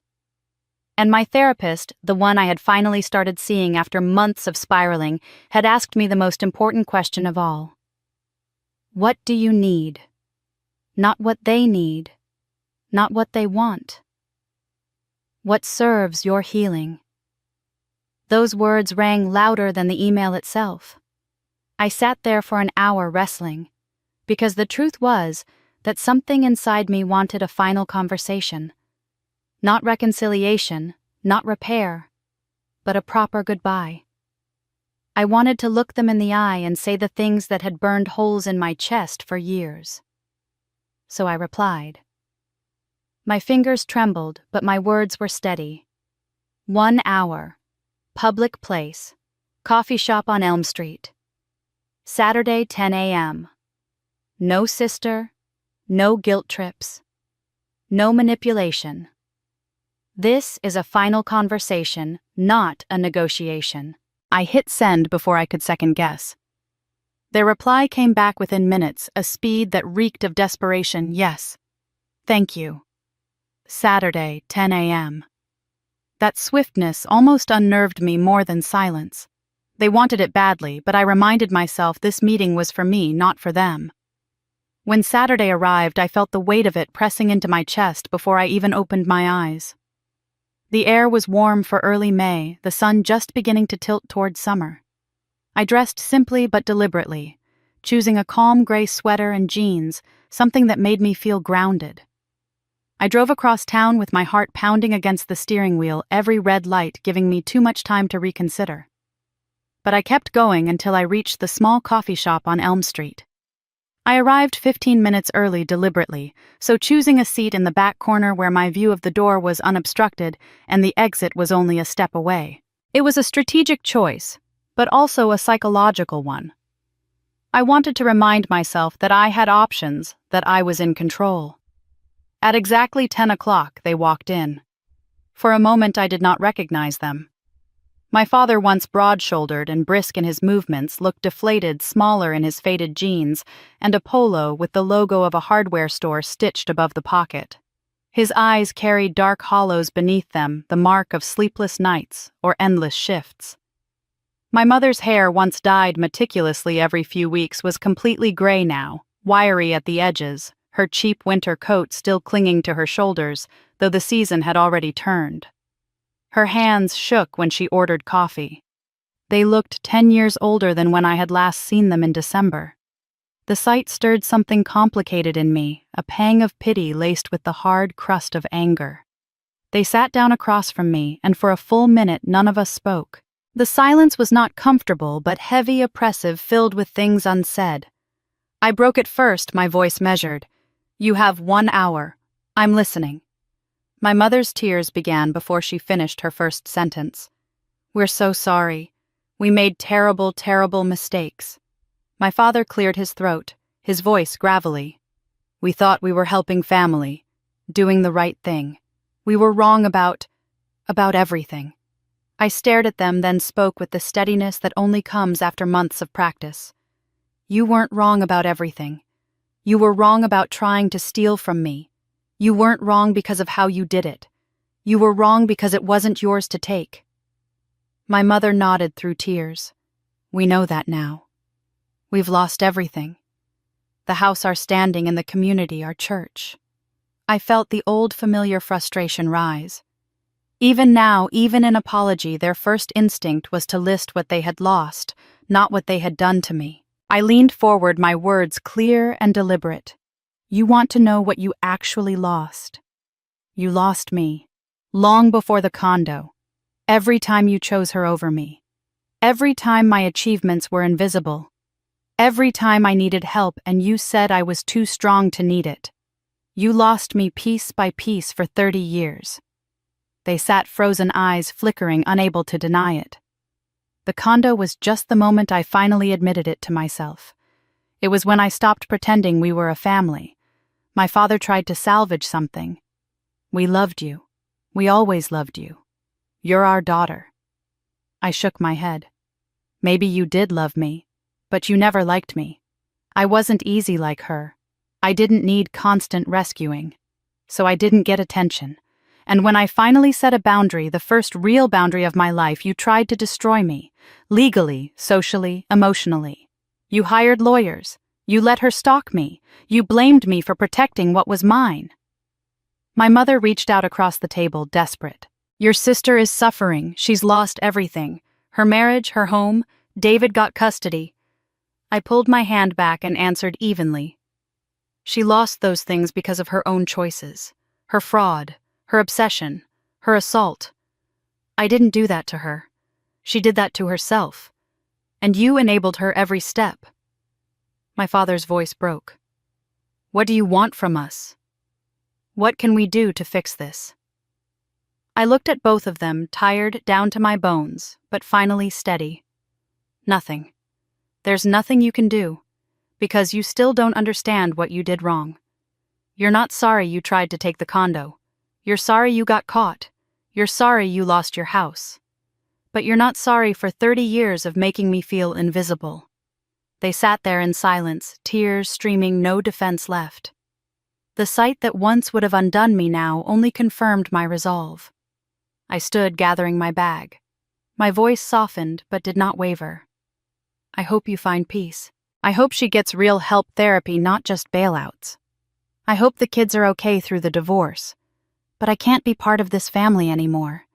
Not this version of it. If you ever genuinely take accountability, not for my feelings, but for your actions, my door isn't permanently locked. But until then, and maybe forever, this is goodbye."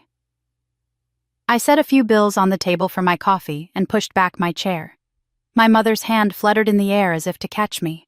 "Wait, please." I paused just long enough to look at them one final time. "Goodbye, Mom. Goodbye, Dad." Then I walked out. I did not glance back at their faces or their tears. I stepped into the bright May sunlight and let the door swing closed behind me. Inside, they remained seated, staring at the empty space where I had been. My father's voice carried faintly through the glass as I moved away. "We really did lose her." And my mother, crying, replied, "We lost her a long time ago. We just didn't notice." As I walked down the street toward my car, my heart thudded with a strange combination of grief and relief. I did not feel the bitterness I once expected, nor the triumph of revenge. What I felt was something rarer: finality. They had come hoping I would save them one more time. Instead, I saved myself. And as I drove away, I realized I was breathing more freely than I had in 30 years. Not guilty for protecting my boundaries, not ashamed for saying no, but at peace for finally honoring myself. For the first time in my life, I was not their solution. I was finally free. 6 months later, I found myself sitting in a very different place than I had been the day I walked out of that coffee shop. November had arrived with crisp mornings and skies that shifted quickly between gold and gray, and my life had settled into something I never thought possible: ordinary happiness. I had moved into a new apartment across town, a modest one-bedroom 900 square feet, smaller than the condo I had given up. But every inch of it belonged to me in a way that mattered more. There were no ghosts in the corners, no memories waiting to pounce. The walls were painted in the calm colors. I chose the shelves lined with plants that thrived in the light from wide windows. I hung art I had picked carefully, pieces that spoke to my taste, not anyone else's. There were no family photos anywhere by design. Instead, pictures of friends' snapshots from hikes and framed prints of places I had traveled filled the spaces. Every object reminded me of the life I had built, not the one I had endured. Work had blossomed as well. The promotion to senior manager had come in October, a recognition of the focus and energy I had been able to pour into my career once I stopped bleeding it out on family drama. Along with the promotion came a 15% raise, but what mattered more was the respect of my colleagues, the sense that my contributions were noticed. For years I had chased scraps of acknowledgement from people who never saw me. Now I was surrounded by people who valued my effort without conditions. It was liberating. Outside of work, I had begun to craft a life that felt full in ways I had once believed were reserved for other people. Twice a month I attended a book club that started as a casual gathering and had grown into a circle of 3 close friends who felt more like sisters than the one I was born with. Weekends often meant hiking trails just outside the city with a group that pushed me physically and gave me the satisfaction of fresh air and aching muscles. Saturday mornings before noon were reserved for the animal shelter, where I cleaned cages, walked dogs, and learned the quiet joy of showing up for creatures who needed nothing from me but kindness. These people were my chosen family, built not from obligation but from respect and shared joy. Even my romantic life had shifted. For 2 months I had been seeing Mark, a man I met through the hiking group. We were taking it slowly, no rush, no pressure, just exploring what it felt like to date without carrying the weight of someone else's expectations.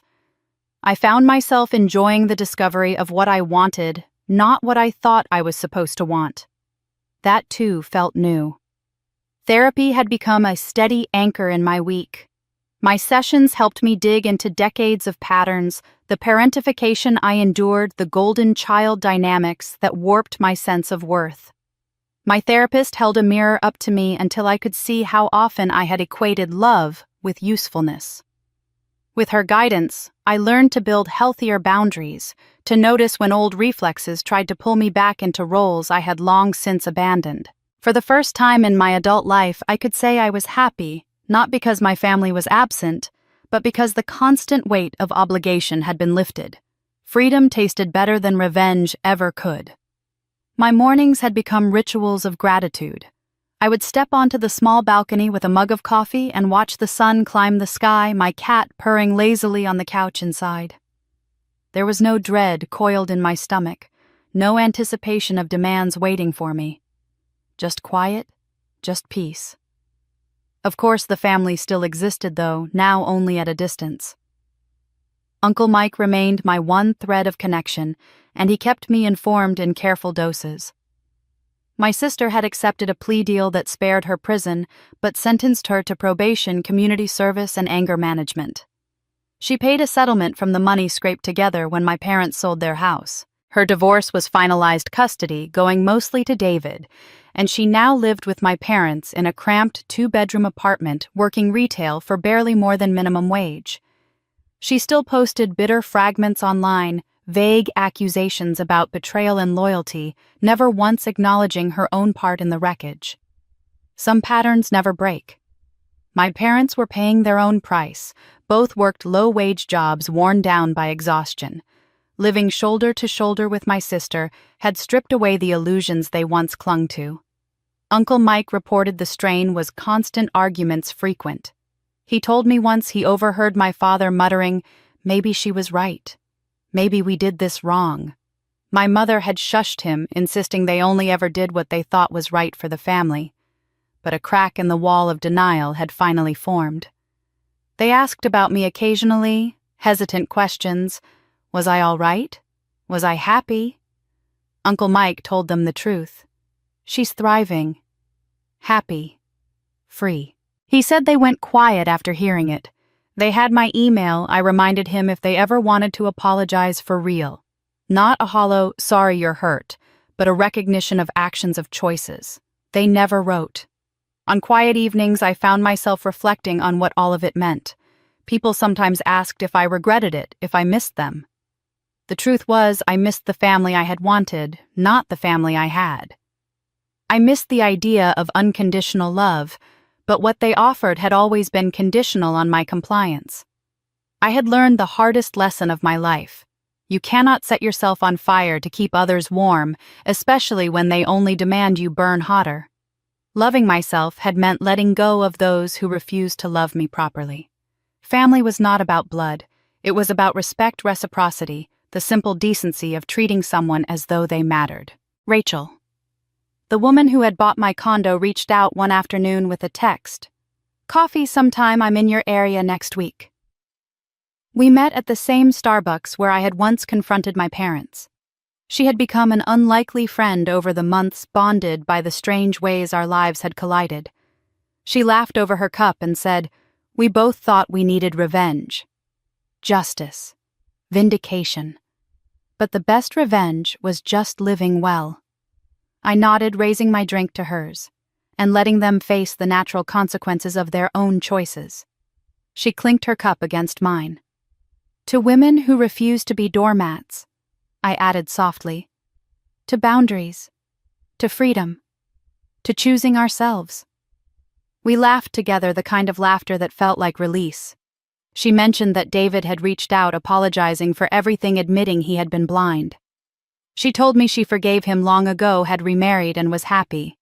The best revenge, she said with a smile, is genuinely not caring anymore. I realized I was on my way there too.